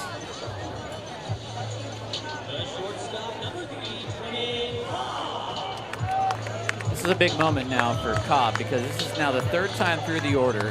He's seen that slider about 4 times. Can he recognize it now?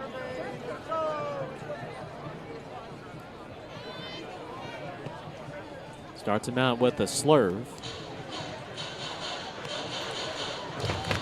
I gotta say, Wentz almost looks too relaxed on the mound. He does.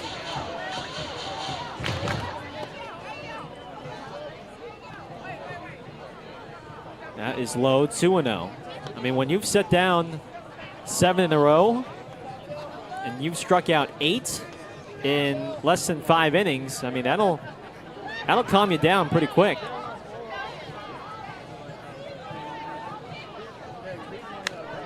Cobb hits a looper in the center, and it's a base hit. So Tremaine went down swinging the first 2 times against Wentz, but 3rd time around gets a breaking ball and finds the middle for a 2-out hit.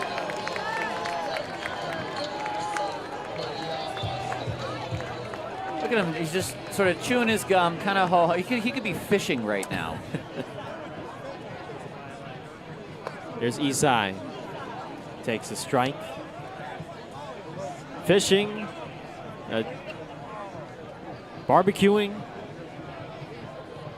Whatever summer-related activity you could think of that's approaching.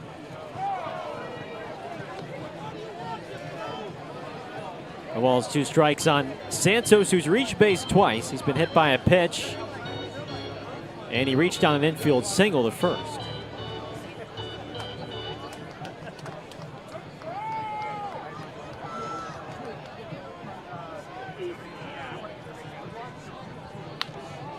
Grounded to second.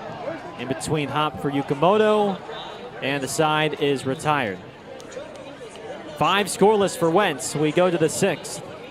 4-0 Missoula on Ballers TV.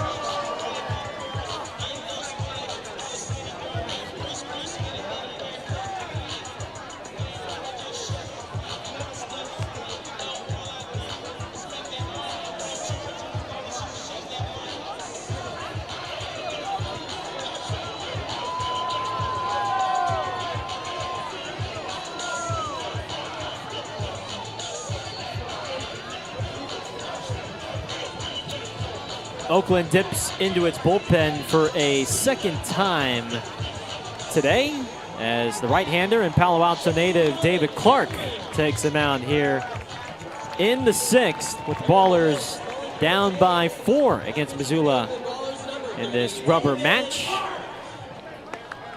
David takes over for the lefty Campbell Spradling, who was superb in relief, Tyler. Welcome to Oakland.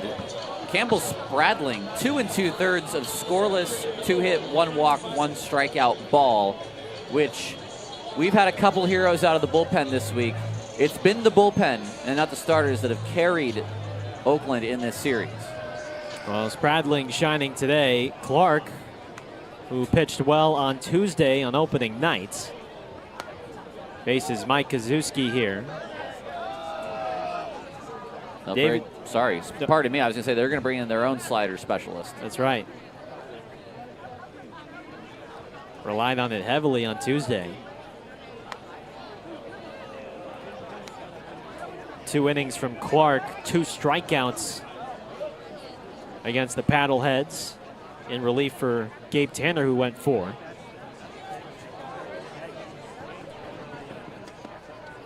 And there's that breaker, as advertised.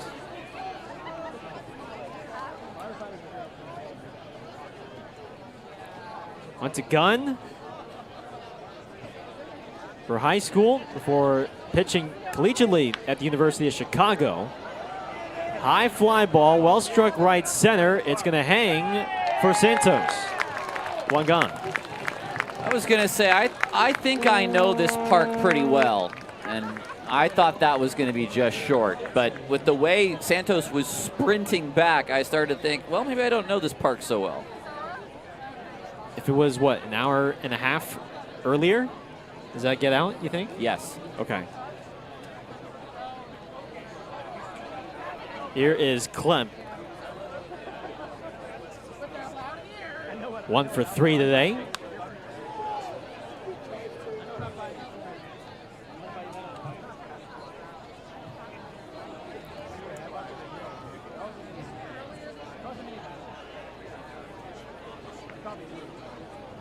"27 years of age, signed by the Ballers in via the open tryout back in March. 0-2.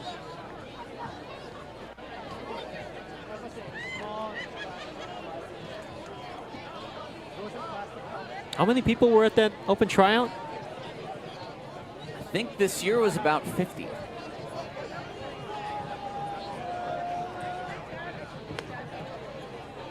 Up and in, 1-2. The first one was, I think, something more like 120, which is really very tough to try to evaluate everyone, but the Ballers took 3 away from that one. 1-2. Ooh, good 2-strike pitch. Just missed. I mean, think about that. 1 out of 50. And then you're saying 3 out of... Let's call it, let's say 120. 120. 2%, 1 out of 50. Clark's got to get over. Ibarra, the feed, he missed the bag.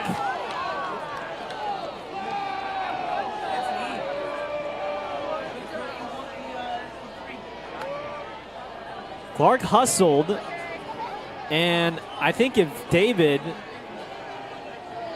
just keeps running to the base, he was trying to feel for the bag, and he was 1 step short. He beat him. He beat him to the bag, didn't he?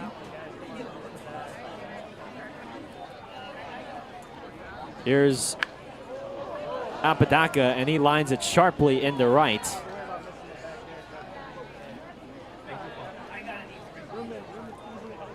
So 2 men on, 1 out. And here's Tyler Stone.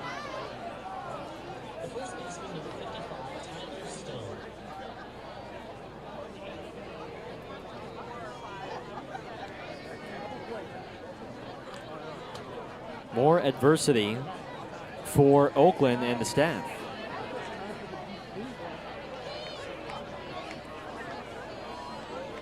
Yeah, they've not had a 1-2-3 inning this this Thursday.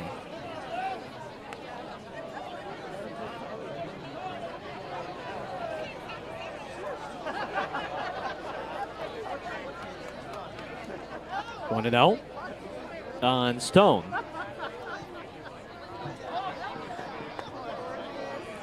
There's a strike. Time now for our AC Transit.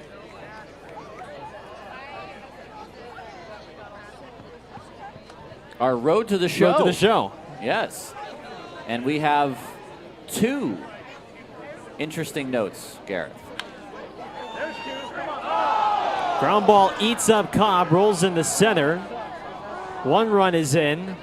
To third goes Apodaca. And it's now 5-0 Missoula.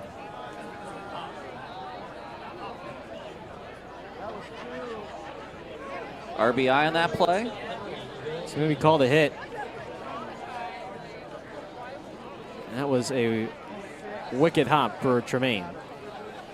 Well, we'll do our AC Transit Road to the show. 2 notes for you. 2 former ballers made it into Major League systems this week as both Noah Milliken and Adam Bogosian signed with the Washington Nationals. They'll both report to West Palm Beach, Florida, and they will both start their minor league journeys. Very nice.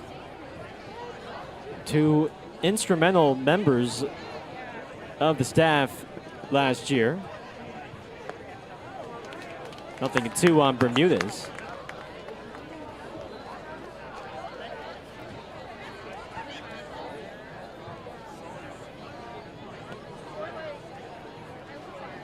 So that makes the tally, is that now 8 ballers all time? 8 ballers all time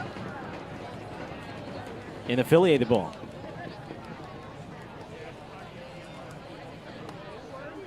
And misses outside, 1-2. Well, spare a thought for Clark, who thought he had an inning-ending double play. Instead, it's an unearned run.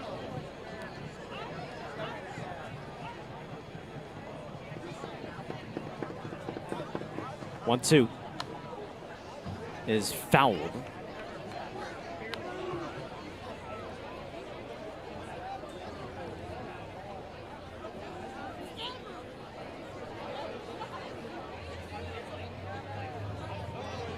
Bermudez reached on a walk back in the third. And that just misses. 2 balls and 2 strikes.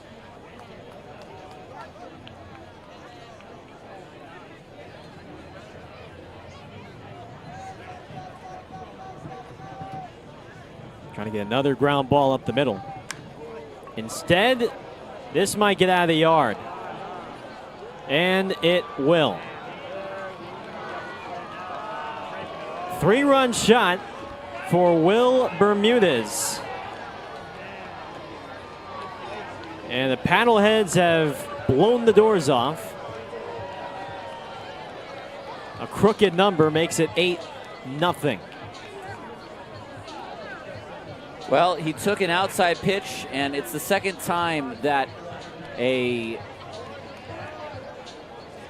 left-handed hitting Bermudez has gone out of the park. That was some 360 feet. Still only 1 out as Casarilla grounds it to short. Cobb is there. 2 outs.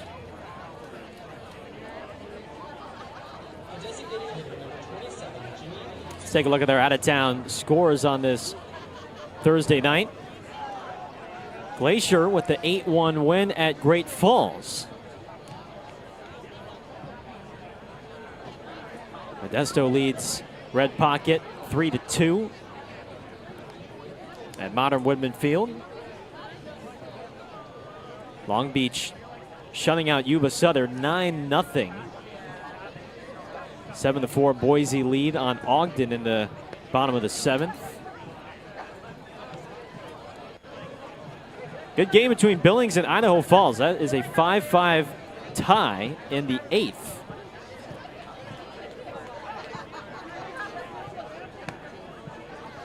There's a strike. It's 2-1. So Glacier sweeps Great Falls.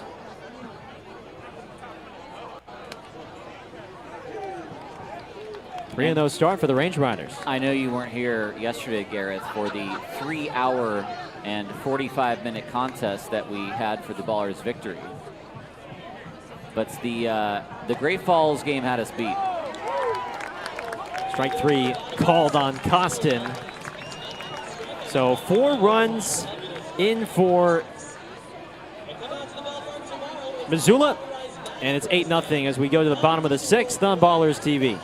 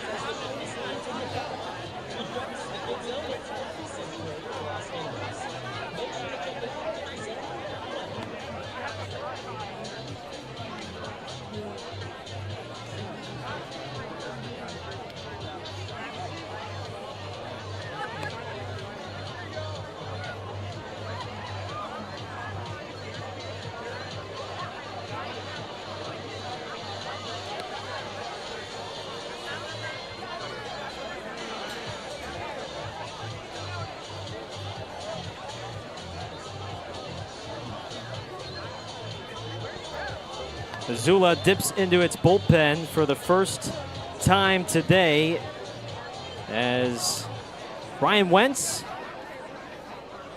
finishes his night and gives way to Mark Timmons, 6'3", 205-pound, 27-year-old from Nebraska, Omaha. Could not have drawn up a better start for Ryan Wentz on this rubber match Thursday as Ibarra takes a ball outside. 5 shutout innings, 8 Ks. How about no walks? That'll tell how well you do every night.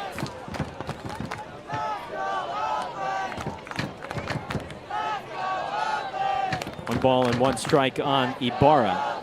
It's not going to get easier with Timmons on the mound, who is an old vet of 27 years old. The breaking ball, and it's 1-2. Missoula tagging him as their franchise player.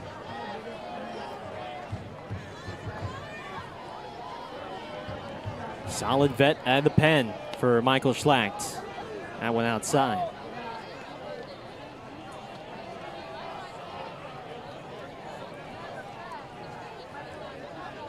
Ballers with just 4 hits on the night.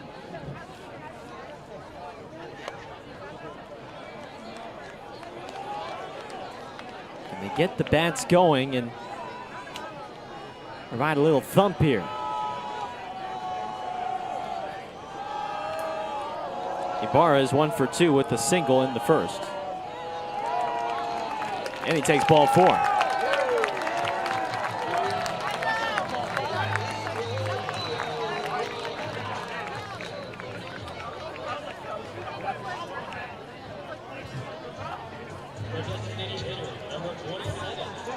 Timmons' numbers last year with Missoula, 38 appearances, 6.31 ERA and 41 1/3 innings. Here's Blythe. That's chopped foul.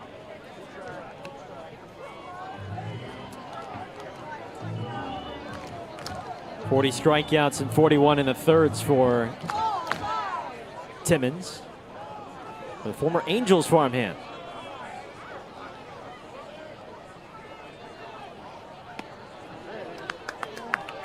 One and one.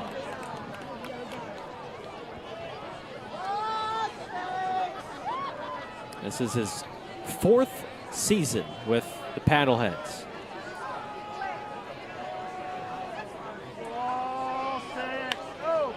Up the middle, could be a pair.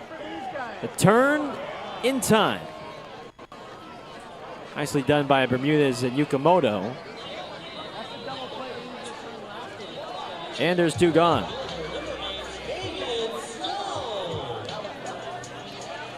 That time, a more friendly bounce for Bermudez at short. And he got his body in front of him as well, so if it would have jumped up on him, it might have hit him in the chest. The last one Trey took, it kind of handcuffed him up over his his left shoulder. Here is Stone. No balls and a strike.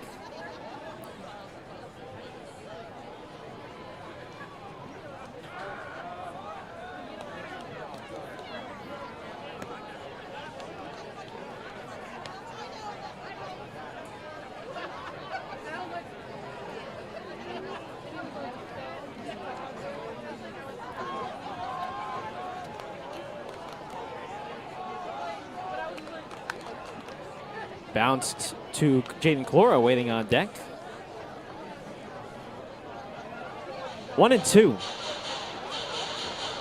Just wait, you'll love the road when you're doing radio and you don't have to touch the Presto scoring system at all. If you're wondering why I go silent for like 10 seconds per pitch, now you know why. Just outside. Although what'll happen then is you'll get frustrated when you are watching other operators do it and you think, no, that's not right. He didn't put the X. I'm getting the hang of it. It's going to take me a couple weeks. Because it's like learning a new language.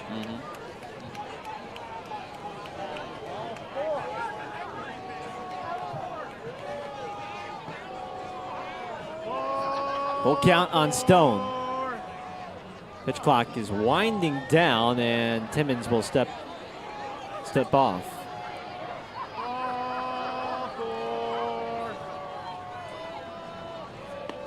And Stone strikes out. Inning over. Through 6, it is 8-0 Paddleheads.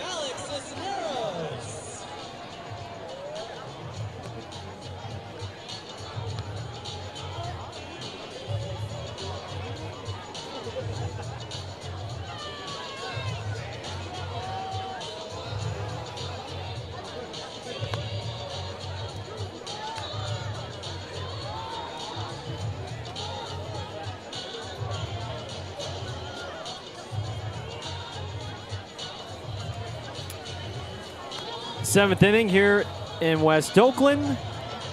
Paddleheads ahead 8-0 on the Ballers. And here to take you the rest of the way is Tyler Peterson.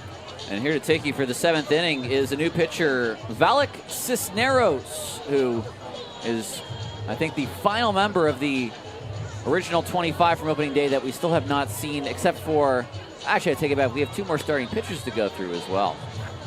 But out of the bullpen, at least, Cisneros, he played at a college called Central Oklahoma, which was a non-D1 school. I'm not quite sure if that was D1 or rather D2 or D3. But Cisneros had a total of 30 saves in 30 years for the Broncos and had a year in the draft league in 2024 where he didn't give up a single earned run in 16 innings pitched. He struck out 21 and only walked 2. He's got a whip of a slider. So it's time for the Ballers, who brought in Clark in the previous inning, and now Cisneros to show off their good slider guys out of the pen.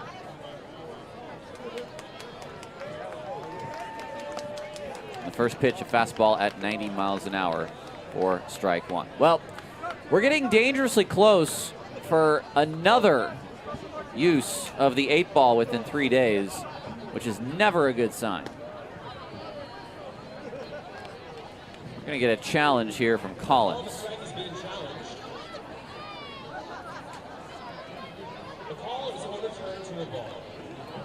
They have not got one wrong this week, and they're 4-0 today. Yeah, I was just about to say.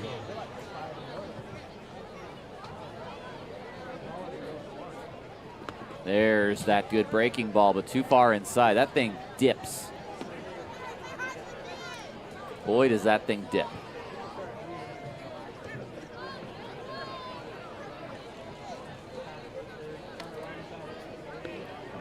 Three and 1 to Collins, who doubled in his last at-bat.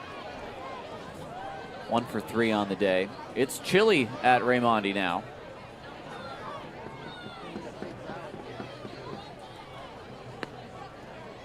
Fastball for strike 2. 57 degrees here in Oakland. Expect a breaking ball here.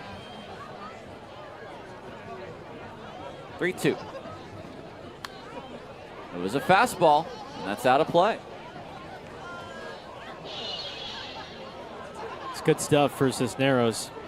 120 strikeouts in 88 in the third innings in his tenure with the Central Oklahoma Broncos. Cobb charges. He's got to hurry. His throw is in time. Strong shortstop's arm. That's the first out of the 7th.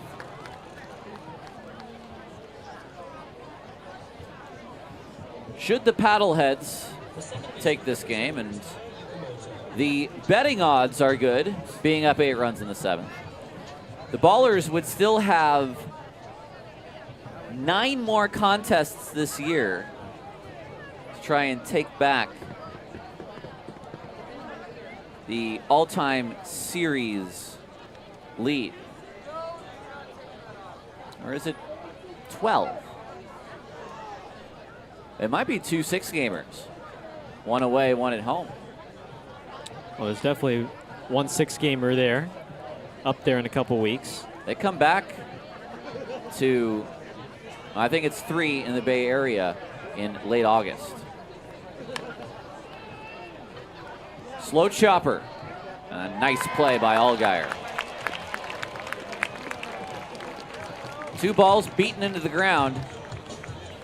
A couple of sinkers.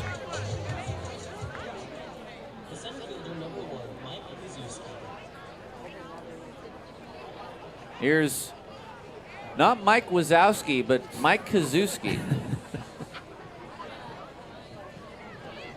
We will have our Pixar Day coming up. Of course, Pixar barely 2 miles away from Raimondi Park in Emeryville.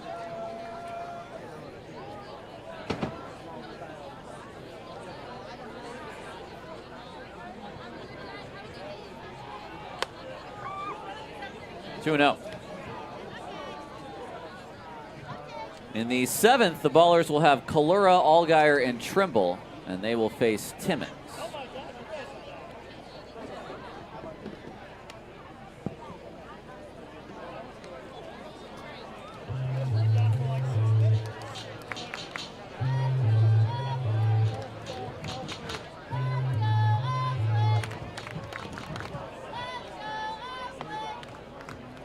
Three and one.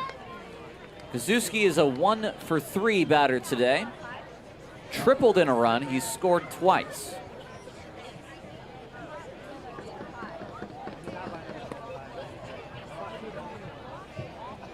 Ball 4. 7 walks for Oakland tonight. I think 5 is kind of the edge you want to be on every night. You give teams in this league extra base runners. We saw it last night with what Missoula allowed Oakland to have, and they made them pay. Nick Klemp. Back pick at first, and close, but not in time. That was sort of an extended secondary from Kazuski. He's about a third up the line, so not a bad idea from Kalura. Line drive, foul.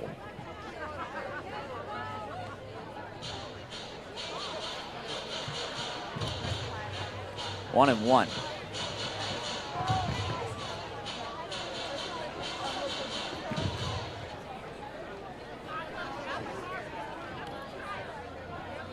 There's a pick over, first of the inning for Cisneros.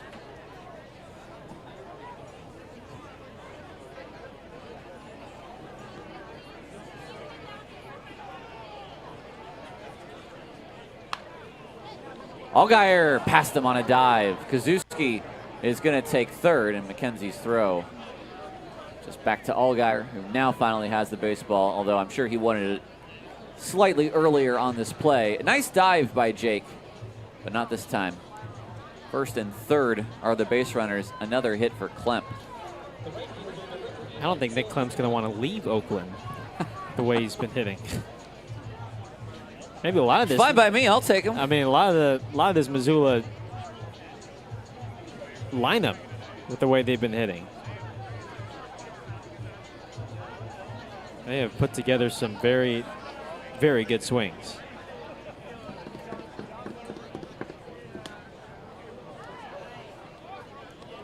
Apodaca's not going to get cheated.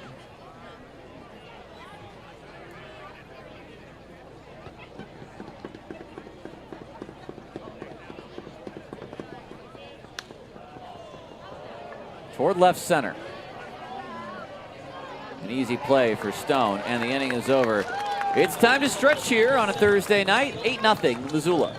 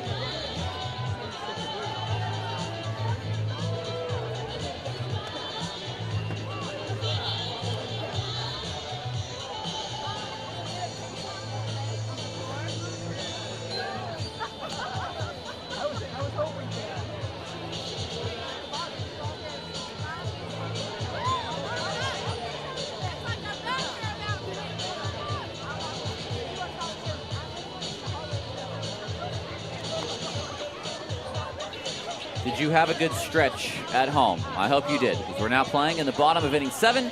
Tyler Peterson and Gareth Kwok with you on a chilly Thursday evening.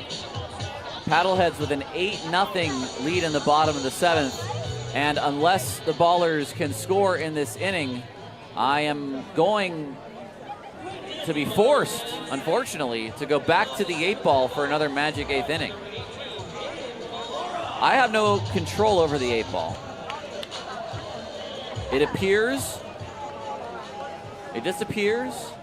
If it's 8 runs, if it's not, that's up to Kalura and company as he starts things out here.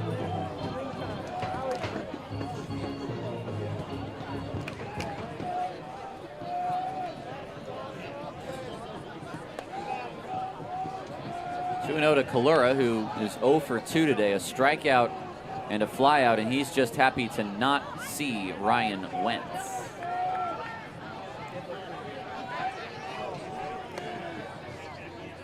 Two and one.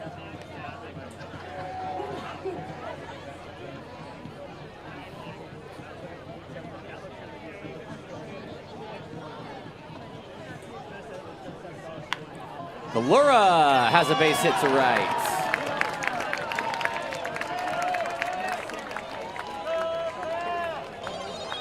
Got that breaking ball down low, and it almost looked like he threw it with a lacrosse stick the way he brought that bat through the zone to aim it past the second baseman. And he found the 5-hole. That's the only extent to my lacrosse knowledge, and it stops there. I don't think ASU had a lacrosse team, did they? Women's team. Women's team? Okay. That's sort of like Cal. I think only a women's team. Hockey guy? That's a no. That's a no then. Playoff hockey. Playoff hockey. That's a no. That's why I say playoff hockey. 2-0 now to Allgaier. He singled off of Wentz, one of the few to have done so. Only gave up 4 hits.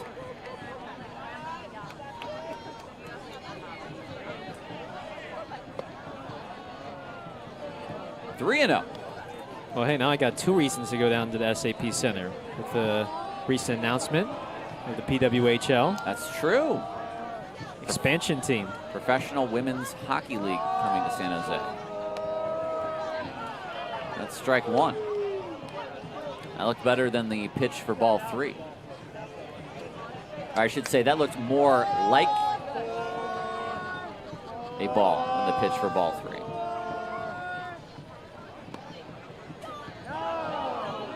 Well, Allgaier's not going to burn that last challenge, but he has not liked the last 2 pitches that have come in. If he did challenge, that would probably be a walk. You say that with some omniscience.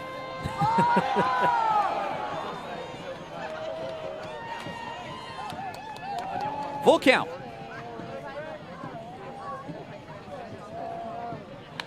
That's to right field, and that'll be caught by the right fielder, Apodaca.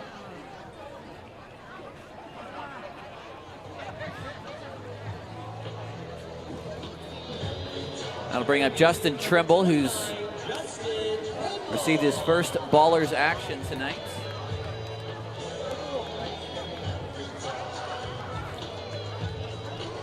Two groundouts for Trimble.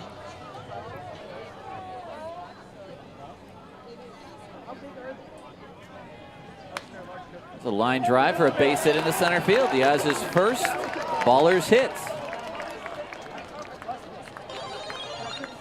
Again, the Ballers had runners on in the first 3 innings, but this is the first time all game they've had multiple hits in the same inning. That was a breaking ball low in the zone. He's got a long swing, but boy, when he connects, it's loud contact. Yeah, he put 11 miles an hour on it. Came off the bat at 94, even though it came in at 83. Now McKenzie, who's 0 for 2.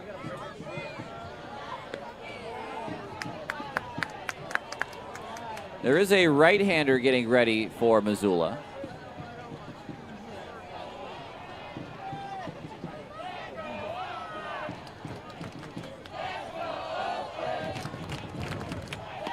Two 2-0 to McKenzie.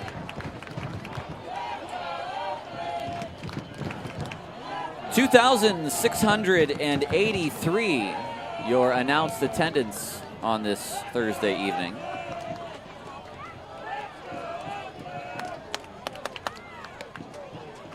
Three-0 to McKenzie.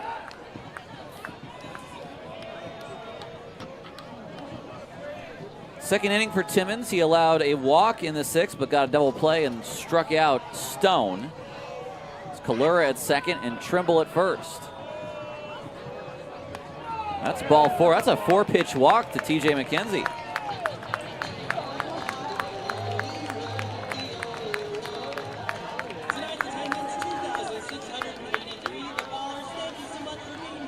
Well,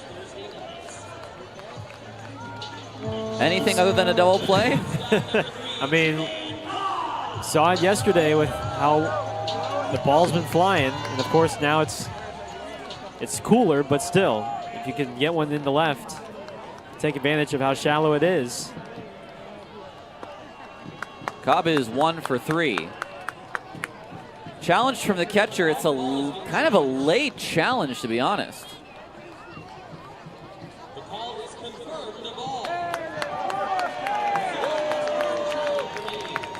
Both teams down to their last challenge. The first time Missoula's got one wrong.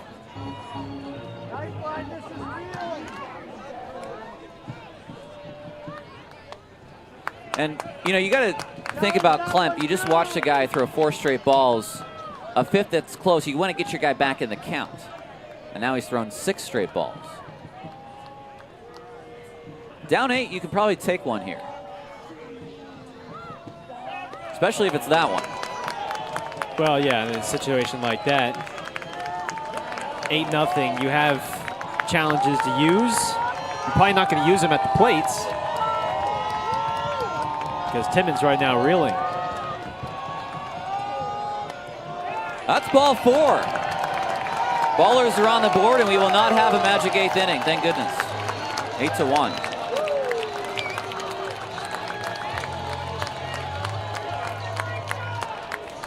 Timmons might not go much longer, even with the score as it is. He's thrown 8 straight balls. And here comes Michael Schleck. A little pep in his step. This is not the slow walk out to the mound. No, it's not. But he's going to take the baseball. Bases loaded, 1 out. Ballers are on the board, 8-1 as we play in the bottom of the 7th.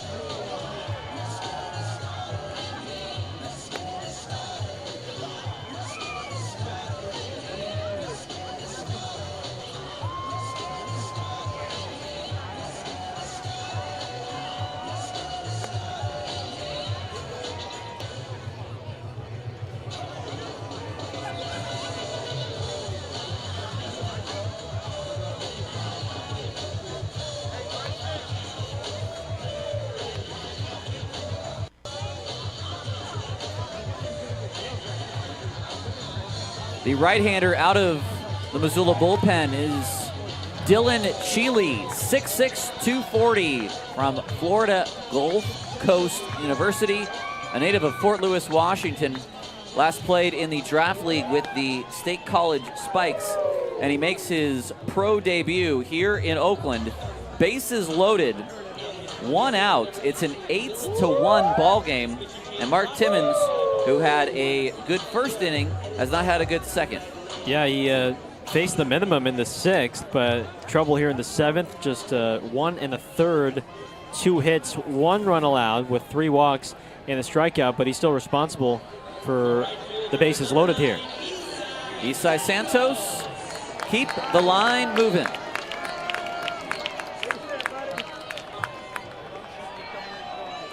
Cheely from the windup. Hello, 92 in the dirt. Big, tall, overhand throw. Pick up where the other guy left off. It's 9 straight balls from the Paddleheads. And now 10. And Santos now can take a pitch or 2. And as an umpire, have you seen 10 straight balls? I mean, that zone starts to feel real small.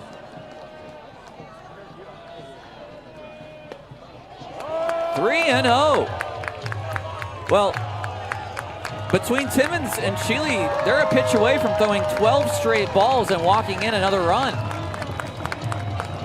The walks are what hurt him yesterday. There's a strike, 3 and 1, and now that'll get Isai's bat activated. If he sees something that he likes, he'll swing. If it's close, you'll see Oakland burn its last challenge. Off the hands, Yukamoto gets a nice hop. The throw to second for 1, the throw to first is in time, and Cheely does his job. We head to the 8th. 8-1, Paddleheads lead on Ballers TV.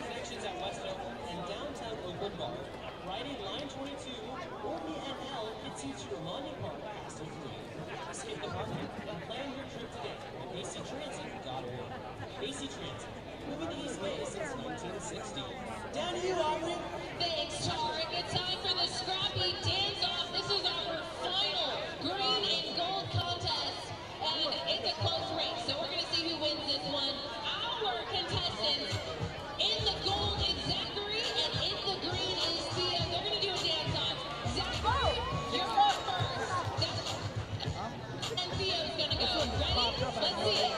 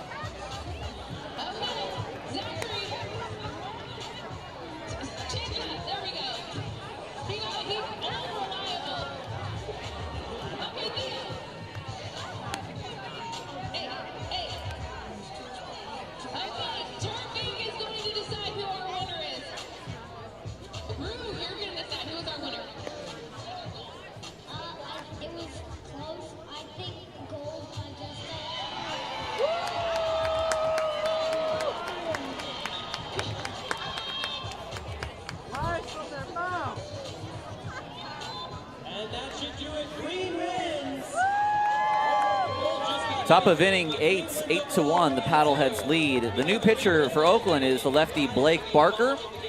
He came on for his first Ballers appearance on opening day, went an inning and allowed 4 runs, 3 which were earned. So he's looking for a better second outing in green and gold. Someone who did have a good first outing, that was Valak Cisneros. Yeah, Cisneros with a scoreless 7th. He's gathered 1 hit, 1 walk. No strikeouts, but very, very clean inning for Cisneros in his Ballers debut. Stone, then Bermudez and Casarilla. Stone and Bermudez today have combined for 6 of the 8 runs. They've knocked in 6 between the 2 of them. And Stone Oh, he got him! Justin Trimble. That is one heck of a play from third. Let's see that again. Look how deep Trimble is playing. The bare hand throw across the diamond. And that was a dart. Great stretch from Ibarra at first base. And they get the big fella Stone by a half step. I've got that as our Ava Energy electrifying play of the day. Very nice by Trimble. I mean, the fact that his toes, or I guess his heels, were almost on the grass at third base, because you respect a guy like Stone and his power. Outstanding effort. By the way, I said that Stone and Bermudez had driven in 6. They've actually driven in 7 between the two of them. 4 off the bat of Stone and 3 off the bat of Bermudez, all coming on the same pitch, the 3-run home run. It would be a tie game otherwise. You can't exactly look at it like that. Bermudez will challenge a pitch.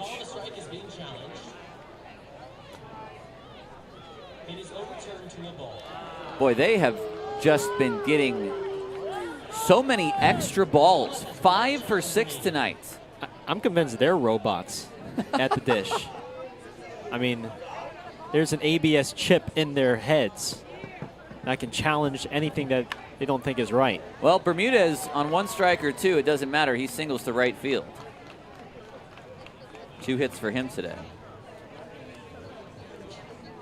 Now Casarilla.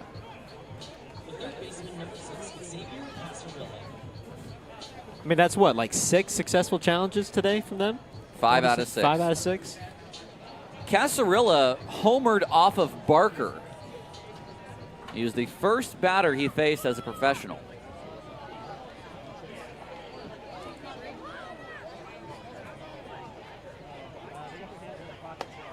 Swing and a miss on the fastball. 0-1.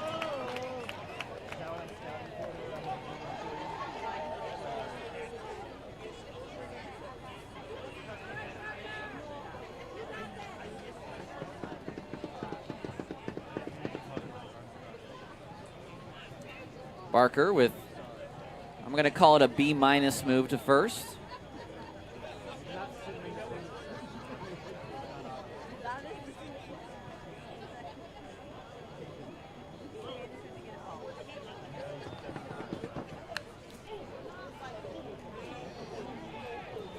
Tried to really get both cheeks behind that swing on that outside fastball and fouls it back to the screen.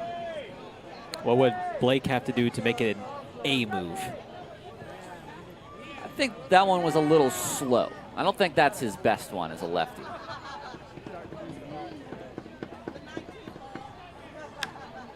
Under it. And it's Cobb who will put it away.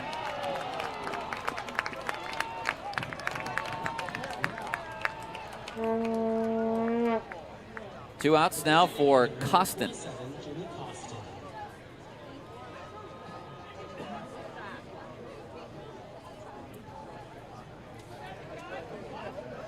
We'll see Charlie Hurley make his Ballers debut tomorrow. And the Ballers face off against the newest team in the league, the Long Beach Coast. A 6:35 start.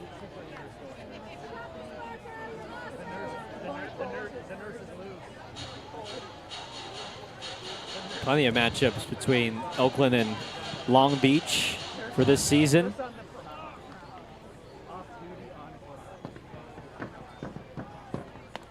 And it looks like Long Beach is going to win that series in Yuba and take 2 out of 3. They're up 10-0 in the 9th.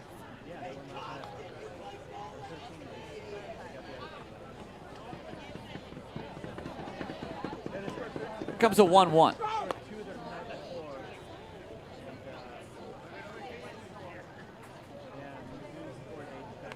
Six meetings in May, 4 in June, and then 8 in July.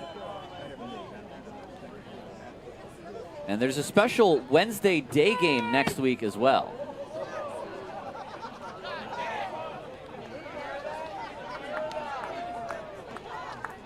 So if you're not paying attention, you could arrive at an empty stadium. Anthony will just be finishing up his work on the infield.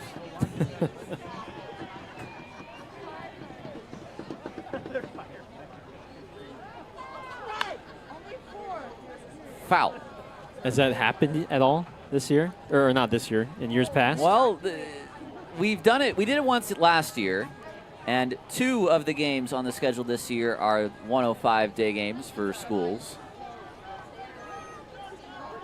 I wasn't around to see if anyone made that mistake. 3-2. Or they're just showing up fashionably late, I guess. They want to say they made it. They want to say at least they tried to make it. I see. Here's the payoff. That's out of play.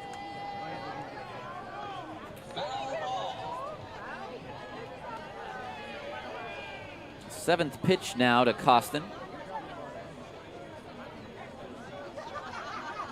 Actually, I think this is an 8th.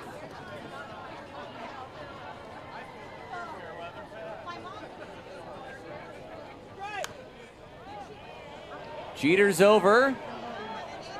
He will have no play. I think it's 3. Is it 3 straight foul balls? The one that he hit straight back to the screen, or not? 2. Booney's on it.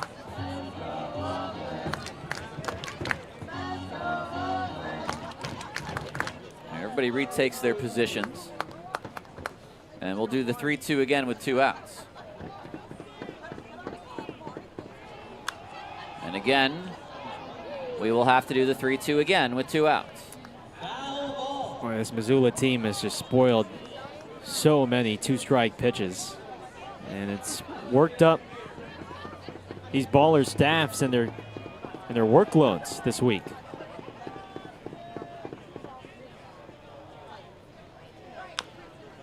Trimble charges. Another chance for him to show off the glove and the arm.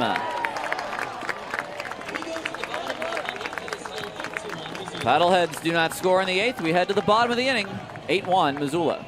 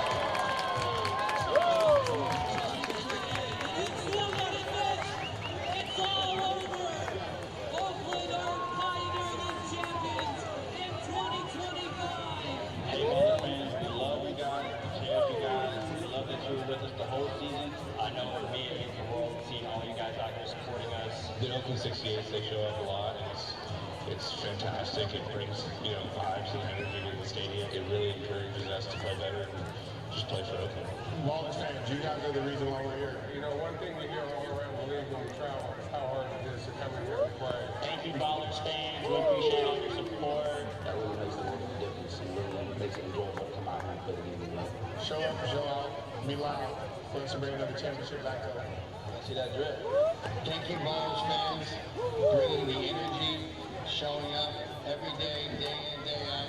You guys provide us with the biggest home field advantage. There's nothing like shaking hands with Ballers fans before and after the game. Thank you for coming. Keep coming out. Bottom of inning 8. Middle of the order for Oakland with Ibarra to start against Dylan Cheely.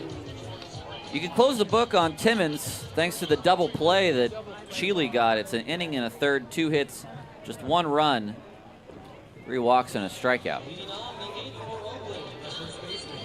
Well, Ibarra's bat has certainly been alive in the series. This is about as quiet as he's been, and he's still been on twice. A single in the first, a walk in the 6th, 1 for 2.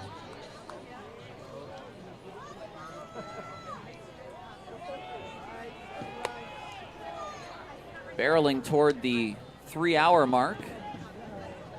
I think we'll just eclipse that once this one is all said and done. We've got a couple folks knocking on wood just to... I mean, there's a certain rule in baseball, the 3-hour or less rule. Right. If not, my pizza's free. That's what I'm told.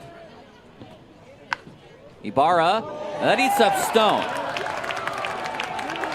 And Ibarra is down the line, and he is going to have,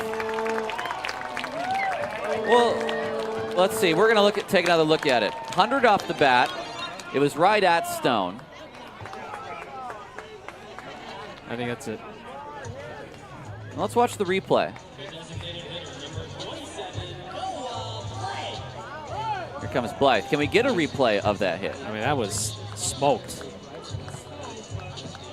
Don't have it. Okay, that's fine. Ben might have it. Here's Blythe.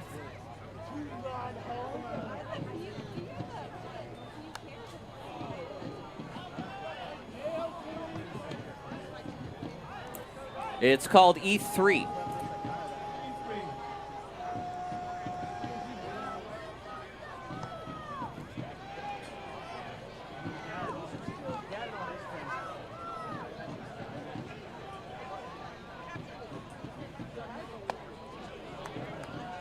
One and one to Blythe. Line out, strikeout, double play. 2 double plays turned by Missoula tonight. A 6-4-3 and a 4-6-3.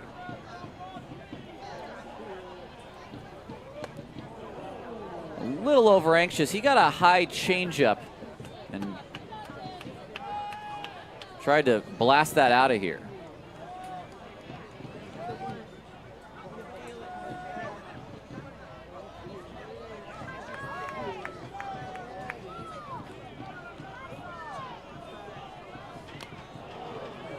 .92 into the glove, and Blythe is gone. First strikeout for Chile, his first of his pro career. And that'll bring up Damian Stone, who needs a base hit.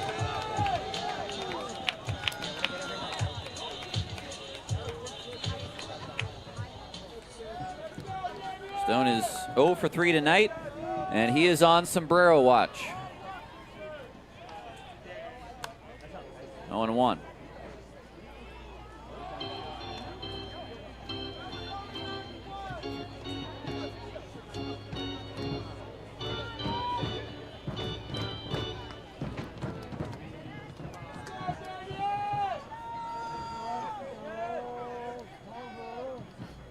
Here comes the 0-1. Swing and a miss.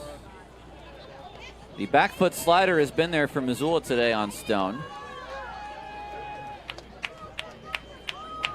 Just not been able to catch up with that pitch. Well, Chile shook off to get to something. And it was that. And that is a golden sombrero. 4 strikeouts for Stone. I mean, the breaking balls tonight from Missoula pitching have just been outstanding. You can backdoor it, you can place it on the back foot. Wentz was masterful with it, and Chile displaying it here.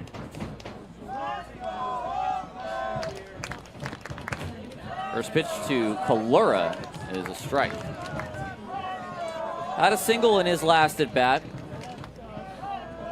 If he can get another here, it'll drive in a run. Big hole up the middle for him. To left field. Collins slipped. They're going to hold Ibarra. The throw went into second. Line drive single, hard hit for Kalura. 2 games for him and 2 multi-hit games. And now we're going to get a pinch hitter. Shepard will hit for Allgaier.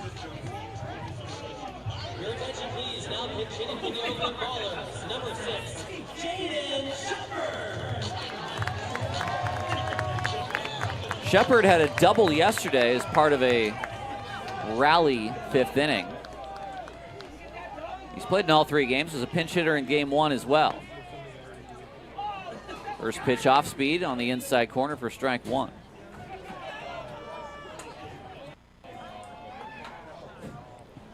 One for 4 on the early season.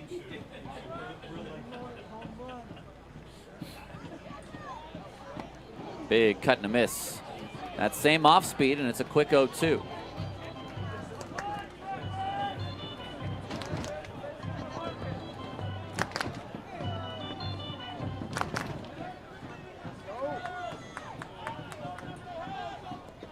Whoa, that bounces way in front of the plate, and Klemp just try to throw his pecs at it and stop it. I mean, at that point, the chest protector is the glove. It's the biggest glove he has. Yeah. Did it well, though. 1-2 to Shepard. Stays alive.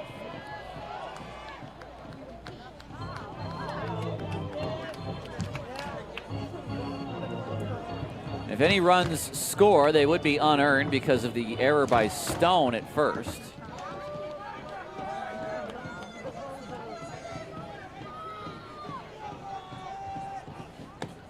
Does he go?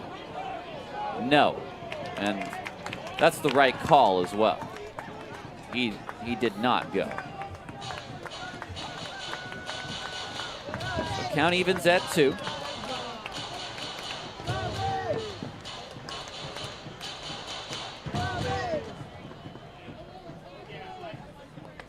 Look out, another wild pitch, a huge spike, and it brings in a second run.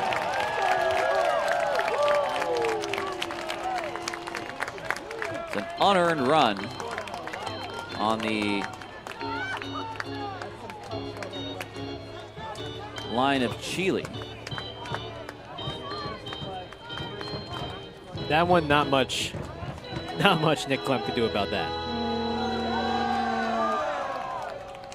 3-2 with a runner at second.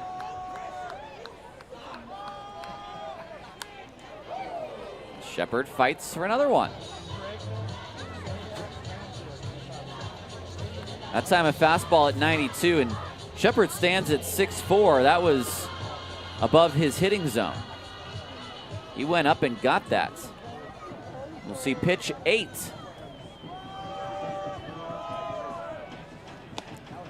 Off the plate for ball 4. Nice at bat from Shepard. And that'll bring up Trimble. And I think we're going to see Allgaier come back into the game at first.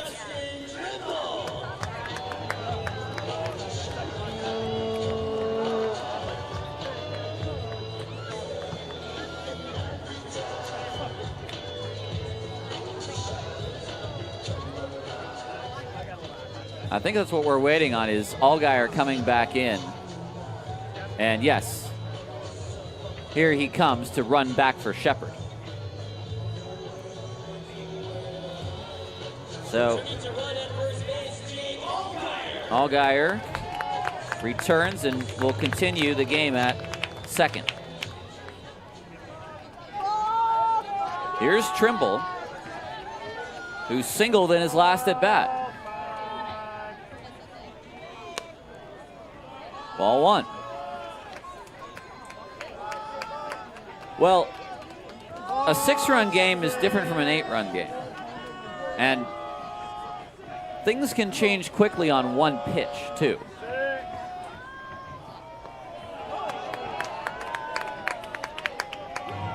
Well, if there's anything I've learned about this league in just the 2 weeks that I've been here, there's no lead that is really that safe. It's not double-A ball. No, it's not.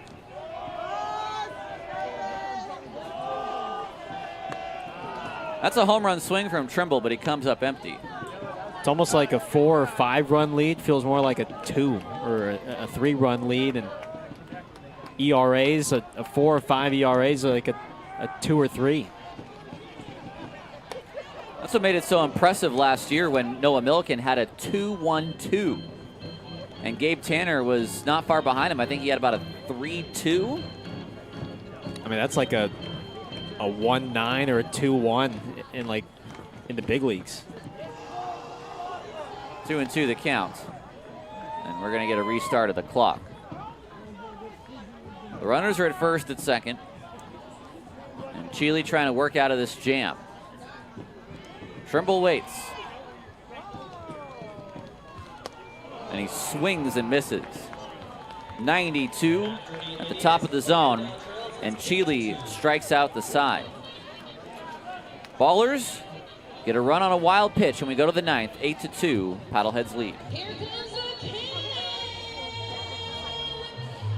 Who wants a baseball? Don't worry, there's foam that doesn't hurt when they hit you on top of the head.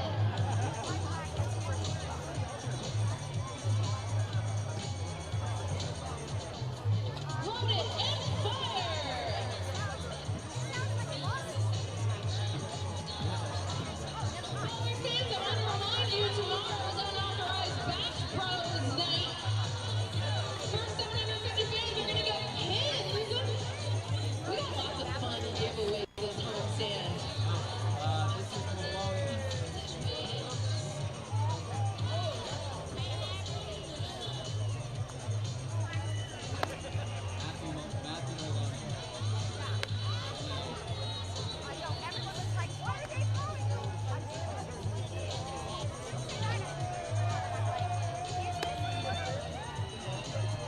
Another one came back on the field.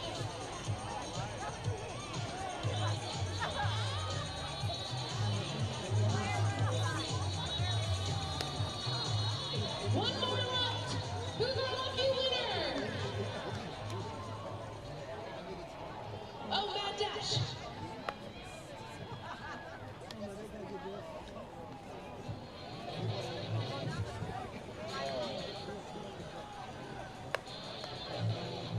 Like I said, tomorrow night is unauthorized Bash Pros night. The first 750 fans are going to receive a pin with the Bash Pros on it.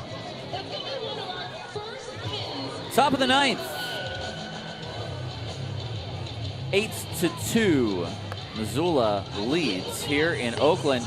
We will see the other newest member of this Ballers team. This is Matthew Maloney, a right-handed pitcher out of Huntington Beach, California. He last pitched for the Brockton Rocks of the Frontier League. Pitched in 38 games, finished 12 games, had a save, a 6.39 ERA in that time. 50 strikeouts in 43 2/3 innings. He takes over for Blake Barker. Barker, who pitched a scoreless eighth, 1 hit allowed, no runs, no walks, no strikeouts for the lefty, and a nice bounce back outing from Tuesday. Collins, the first man he'll face. And the fastball is at 96 for ball one. Now we heard that Maloney can rev it up to about 97.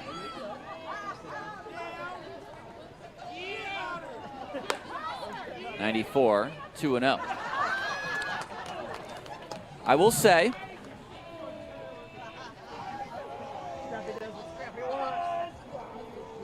well, what am I going to say? I was going to say, what are you going to say? What are you going to say there, bud? Maloney, although there's a strike to Collins, he played last for Brockton. He actually was just in camp with the Long Beach Coast, but was released from that team. He did not make the cut after spring training. The Ballers signed him today. 94 outside, 3-1.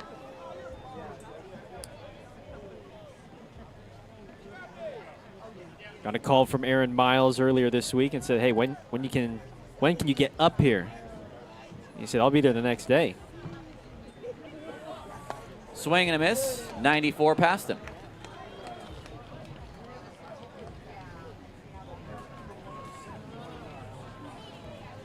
And he'll get to face the club that he tried out for tomorrow and for the rest of the week.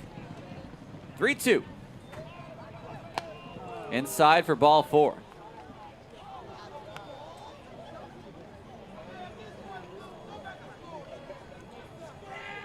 Well, for Oakland tonight, that is an 8th walk.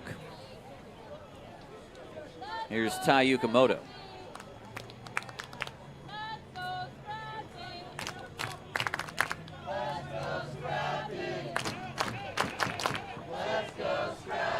You pick over to first, not in time.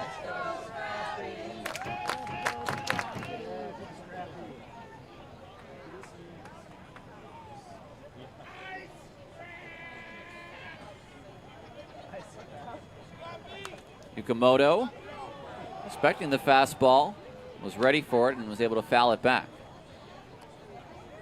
Well, I think you can live with the hits and live with the hard contact that Missoula's been doing all week, but I'm sure Jim Diedrich will scour at the 8 walks for today. Runner goes. The throw is not going to be accurate enough. It is a strike, though. It's 0-2. That's a stolen base for Collins. And that's his thing.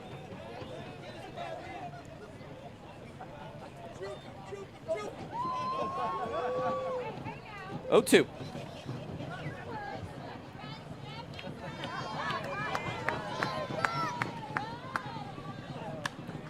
.95 and out of play.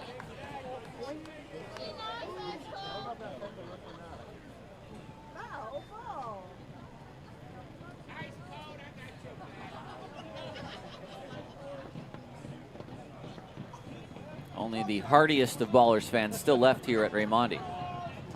That's a good look back from Maloney. And, well, that's an emergency hack and a half. Wow.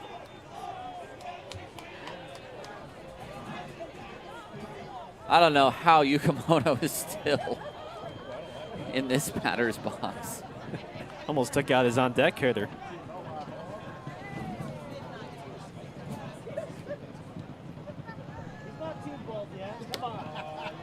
Line away for ball 1. Well, Maloney's got that high velo fastball, curveball with 12-6 action, a kick change, and a sweeper. It's been almost all 4 seams here. Up the middle, and it's through for a base hit. It's Yukamoto that is able to score Collins. He wins the battle and turns 94 around back up the middle. It's an RBI single and his first hit of this 3-game series. Say, hit them where they ain't. Well, he's got such a compact swing, and that time a fastball that was not in a bad location, but Yukamoto's a high contact hitter. Short swing, and if you have a guy that's throwing 94, you don't have to hit it all that hard. Kazuski on the top of the lineup.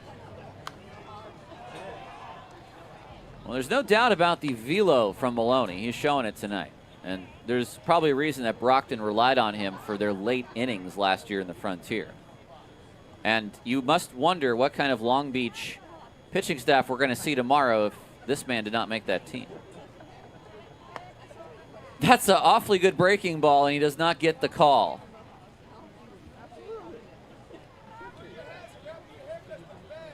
Some good stuff.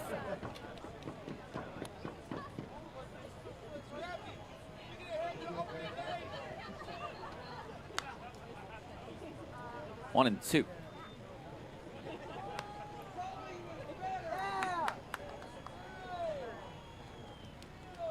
Scrappy has lost his hat.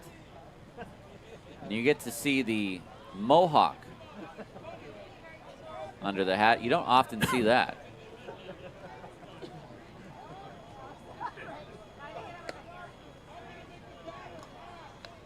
Ball 2, 95, just a touch in.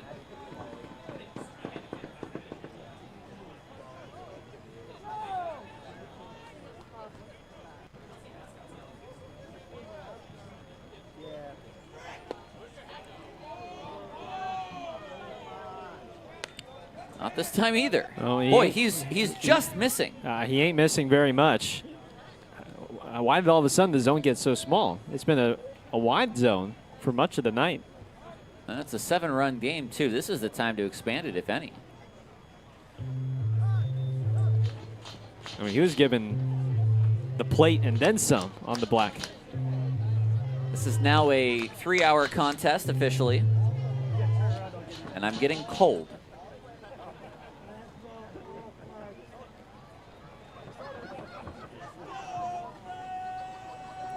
A 3-2.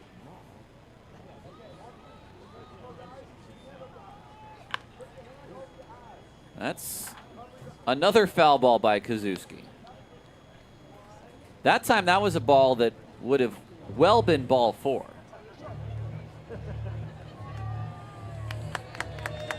So even Maloney, who's shown the highest velo of the night, is not having an easy introduction with these paddleheads hitters who are just filleting things off right now.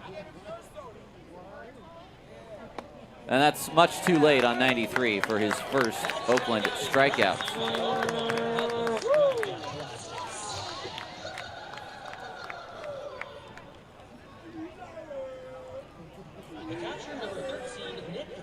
Here's Nick Klemp.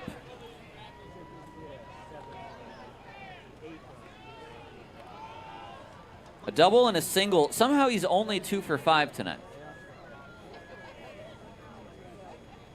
Put the ball in play all 5 times. Swings through that breaking ball for strike 1. This is a really good mix that Maloney is showing. A couple more calls and he probably wouldn't be over a 20 pitch mark here in the inning. That's a nice breaking ball as well. And he goes, says Ricardo Rodriguez. That's the 12-6. Yeah, no question about that. And it's tough because he comes basically directly over the top. So, I mean, when that fastball goes straight down and then you have that curveball, it's tough to pick up, especially the first time. That's through Kalura. That's a wild pitch.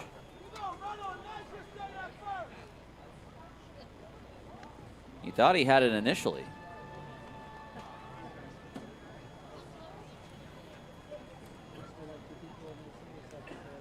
One and 2 the count.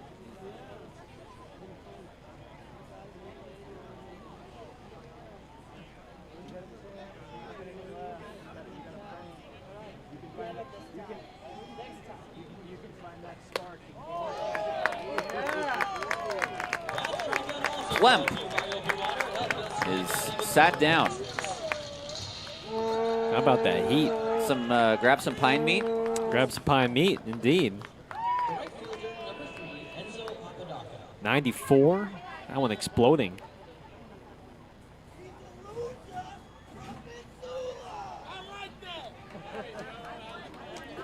Apodaca, maybe the last paddlehead to bat tonight.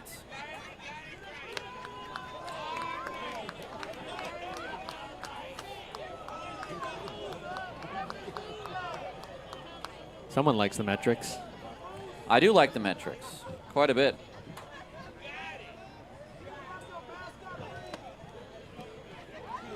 Strike 2.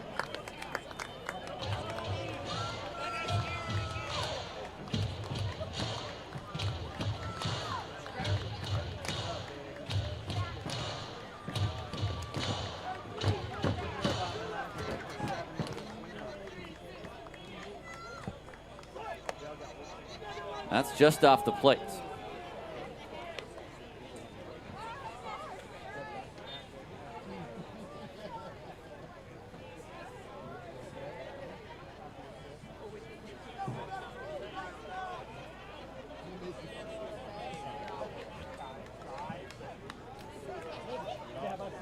That's fouled back.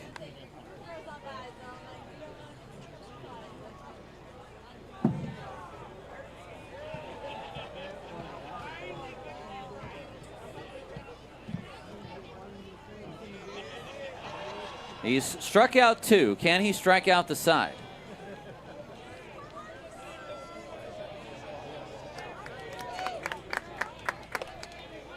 Close, no swing. Great pitch, though.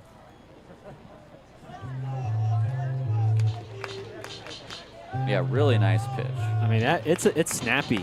It snaps hard. That breaking ball.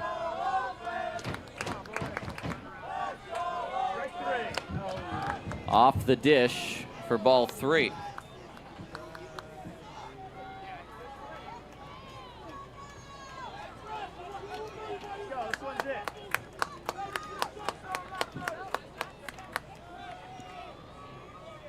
The 3-2 to Apodaca. Just got a piece of it. I think he broke his bat. Sounded funny off contact.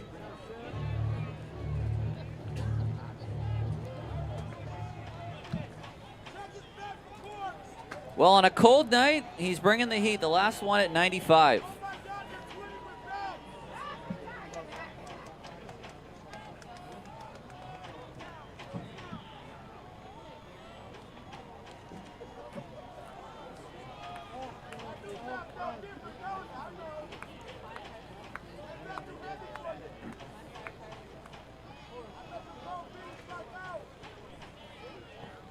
The full count pitch on its way, too high. Well, it's been a back and forth inning for Maloney, and this is, again, some great stuff, but not an inning that he really wants to have. He's thrown 32 pitches. And frankly, that's been the story of the night. It's been just a lot of long innings for the defense and for this Oakland staff on a night where they were hoping to get some length. There's a first pitch ball. Maybe save some arms heading into this weekend against a Long Beach team that took it to Yuba Sutter.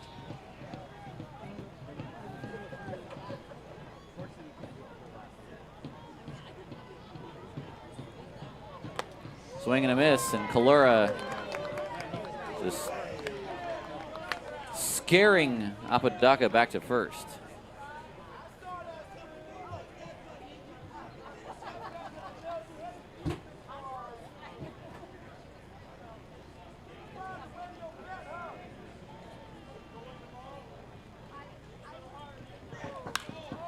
This is to left field and deep, and Stone has now had quite the night. A 3-run shot the other way, no problem with that 93, and he collects RBI 5, 6, and 7 here in the ninth.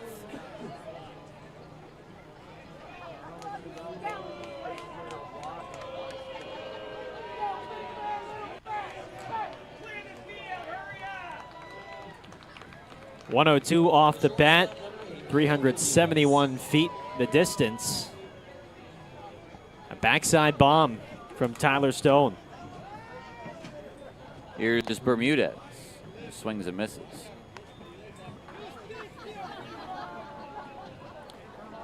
(12-2).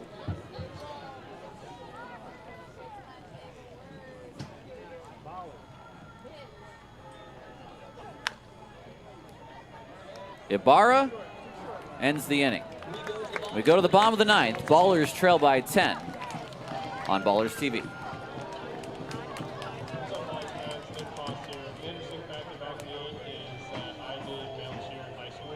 Ended up being super fun. I did it to impress a girl, and she ended up liking it. But it ended up making me a better athlete, and because of it, I have to do it back.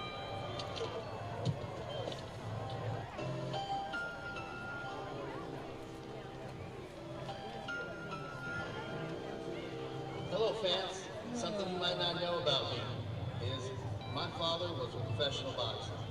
He won the 1972 heavyweight Golden Gloves here in San Francisco and sparred with George Foreman, who was heavyweight champion at the time.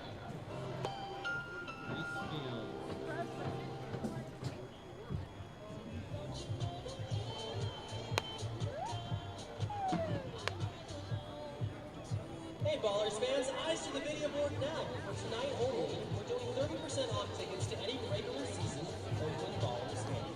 Just go to tickets.oaklandballers.com and enter the promo code PLAYER, as in too short a song. I'm a player. That's right. If you pull out your phone now, you'll get 30% off tickets to see the 2025 champions Oakland Ballers. Hurry now. Expires at 11:59 p.m. tonight.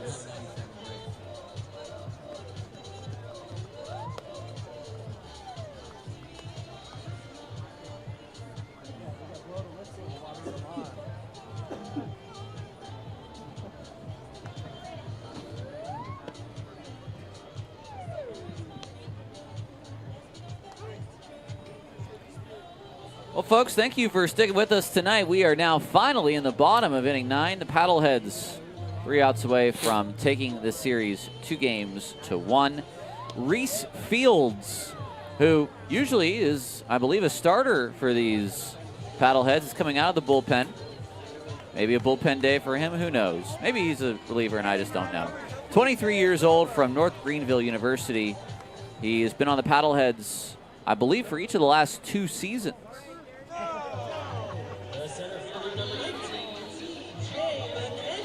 I'll bring up McKenzie. Will be followed by the top of the order in Cobb and Santos.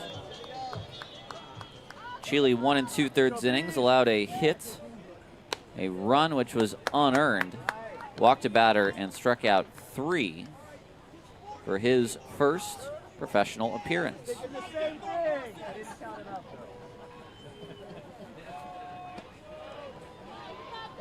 I can tell you this, Ryan Wentz will be 1-0. And Nick Bautista will be 0-1.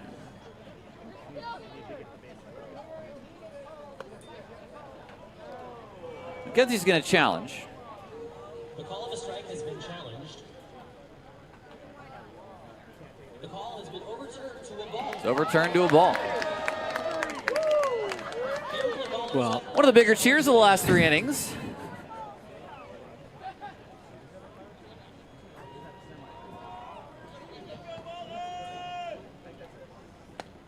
That for sure is a strike, and that's a pretty breaking ball as well. Well, if you have starters that can go 5, not walk batters, and get ahead in the count like what Wentz did, I mean, that can just totally deflate a lineup. Kenzie fights this off, shallow right. It's Apodaca who makes the catch.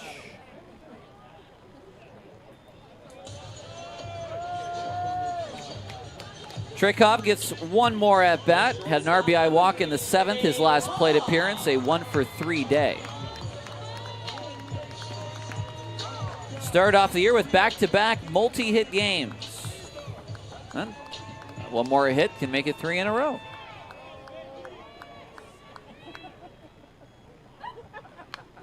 Fouled back, try to get it there.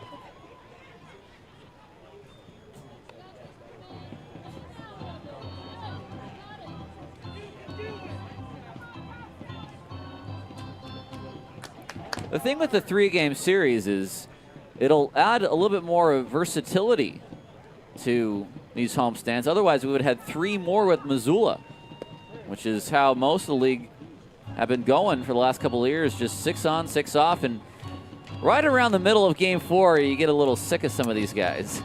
Yeah, definitely by Friday or Saturday for sure. 2-1. Like you just don't want to see them.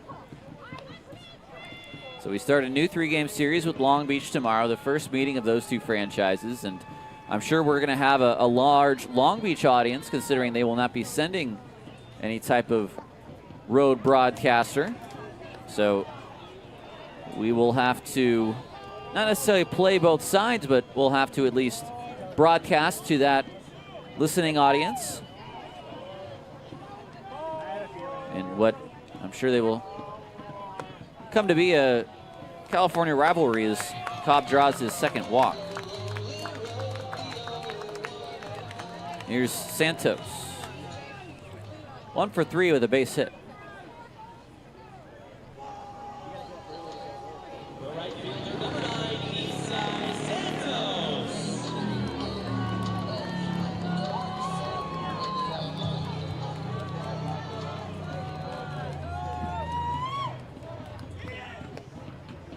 One and 0.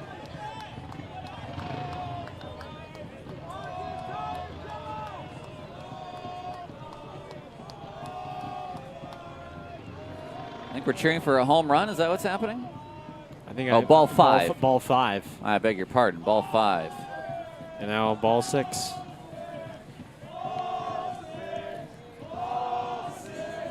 I guess these are folks with nothing better to do. Then antagonize poor Reese Fields out on the mound. Santos with a good swing at a fastball right at the top of the zone. Well, you can be up 10, down 10, up 1, down 1. You will still hear it from this crowd. That's for certain.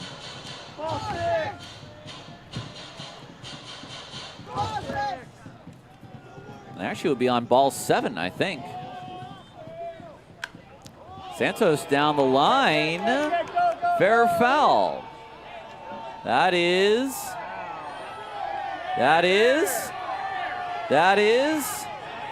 No ruling yet. Do we have? It's a home run. It's a home run as called by the home plate umpire. And now he's walking down to third base. Okay, a home run.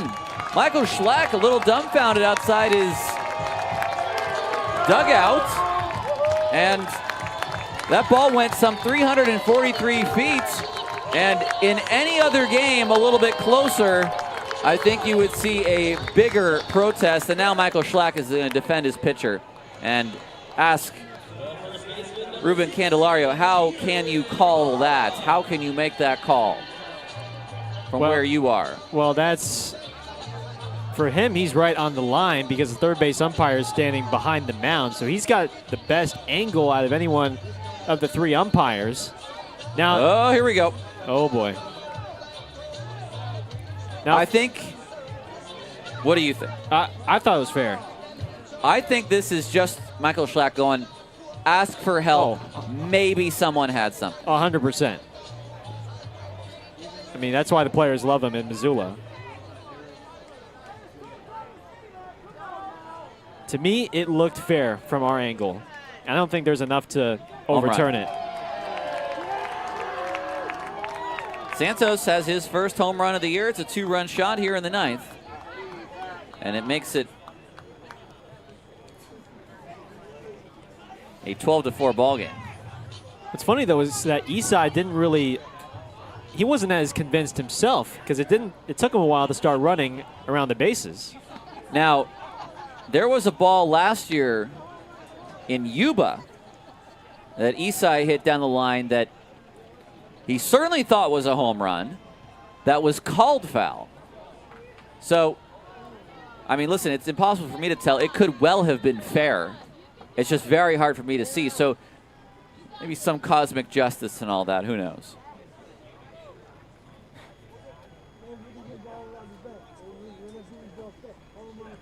Now, Reese Fields certainly won't be very happy about any of this. Well, the Ballers have scored all 4 of their runs in the final 3 frames.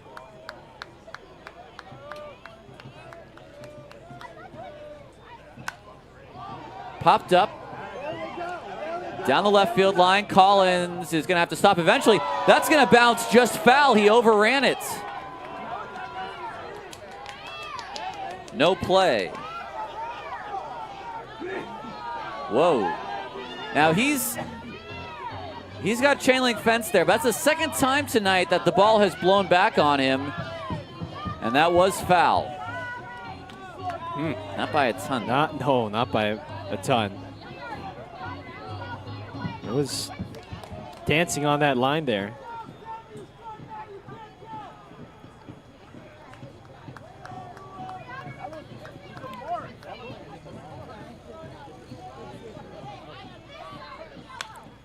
Ibarra takes on center field, but not in this late of a contest. 2 outs. That's a 6 o'clock home run, and that is a 10 o'clock fly out. Here's Noah Blythe, which, by the way, we are just about to hit.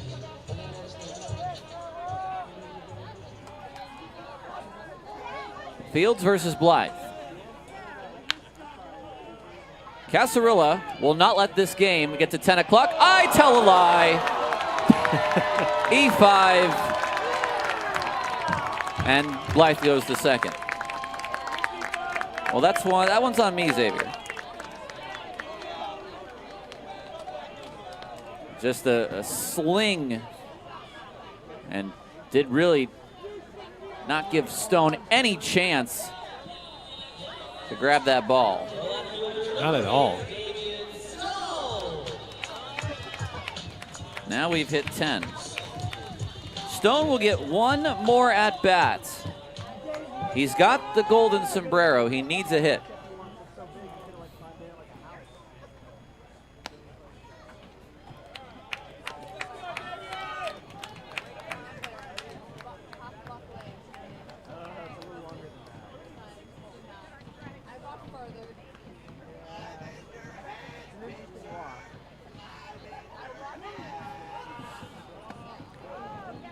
One and one. I think on the Santos home run, you saw Aaron Miles just sort of walk and point. In a tighter contest, he would have been more animated. Eastside would have been more animated. The paddleheads would have been more animated. It's very hard for Ruben Candelario behind the plate to try to adjudicate. And I mean, once that ball gets up there in the night sky, it just kind of disappears.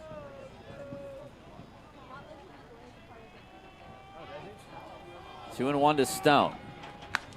Ground ball to Stone, off of Stone, flip to Fields. This game's over. The Ballers drop the series to Missoula. The final score, 12-4. Post-game show coming up right after this.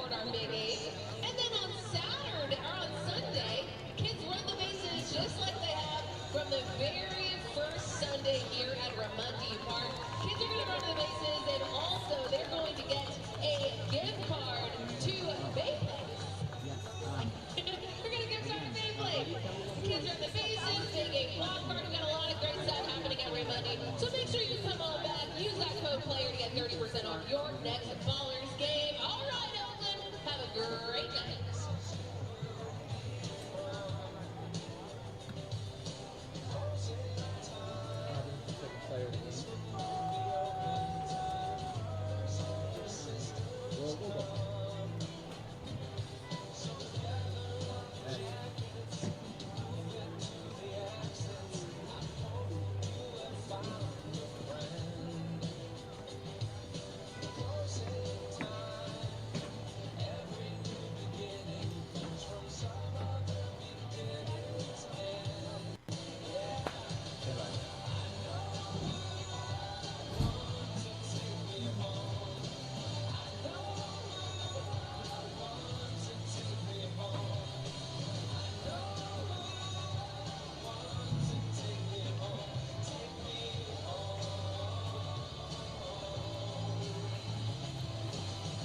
Welcome back to Ballers Baseball. This is the post-game show. Tyler Peterson and Gareth Kwok with you in what ends up being a disappointing end to this series from the Ballers standpoint.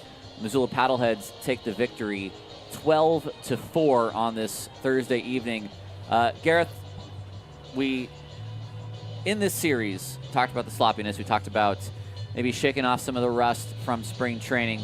But today, it's really quite simple. Controlling the zone. If you don't control the zone, you're not going to win very many ball games. No, and 7 walks on the night certainly will not help their cause. But, you know, the bullpen has been used, and I think we came in today emphasizing how important the start was from Nick Batista, and he just simply didn't quite have it with 5 walks and 2 in the third innings, and it prompted another early day at the office for the bullpen. And you credit Missoula at the plate. They fouled off a lot of good pitches, forced a lot of long at-bats. I mean, how many at-bats did we see go 6 pitches, 7 pitches, 8 pitches deep? And innings themselves going as long as 20, 25 minutes, even as long as 30 minutes. So that can make your defense out there tough. So certainly some learning points these first 3 games, but again, it's a long season. There's still 93 to go, and you got a Long Beach team coming in that played some good baseball today. So I think there's definitely lessons to take away, but nothing to overreact with throughout this series against Missoula. Ryan Wentz truly deserved the win tonight. He is 1-0, 5 shutout innings. He struck out 8. Nick Bautista takes the loss with the 4 earned runs in 2 1/3 innings. Proposition Chicken player of the game. Who do you got?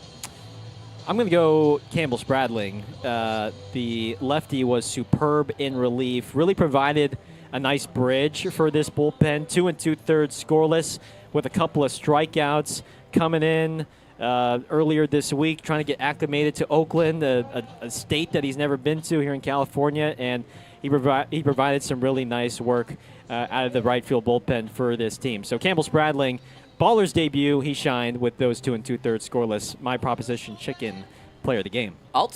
Give me Isai Santos tonight. That home run in the 9th with the fair or foul call from last year in Yuba that went against him. He gets one to go for him tonight. He picks up his first homer of the year. So Isai Santos, my Proposition Chicken player of the game. Well, we greatly appreciate everyone who tuned in tonight.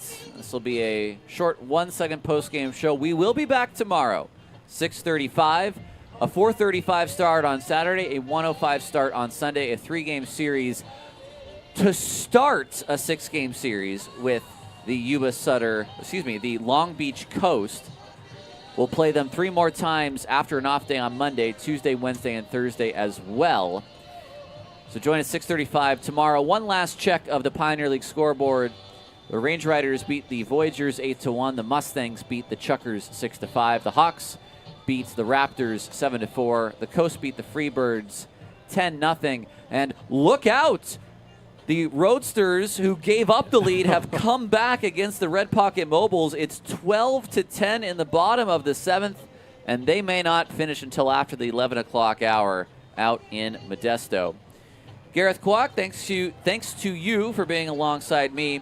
We've got Nico down in Argentina who has been directing this game and putting us on the air tonight. We thank him, and we'd like to thank all of you for tuning in tonight once again, whether it's been on Ballers TV or on our Ballers TV simulcast on YouTube. I'm Tyler Peterson. Once again, the final score from Raimondi Park. It's the Paddleheads 12 and the Ballers 4. Enjoy the rest of your... where are we at? Thursday evening? Thursday. Thursday evening. We'll see you tomorrow night.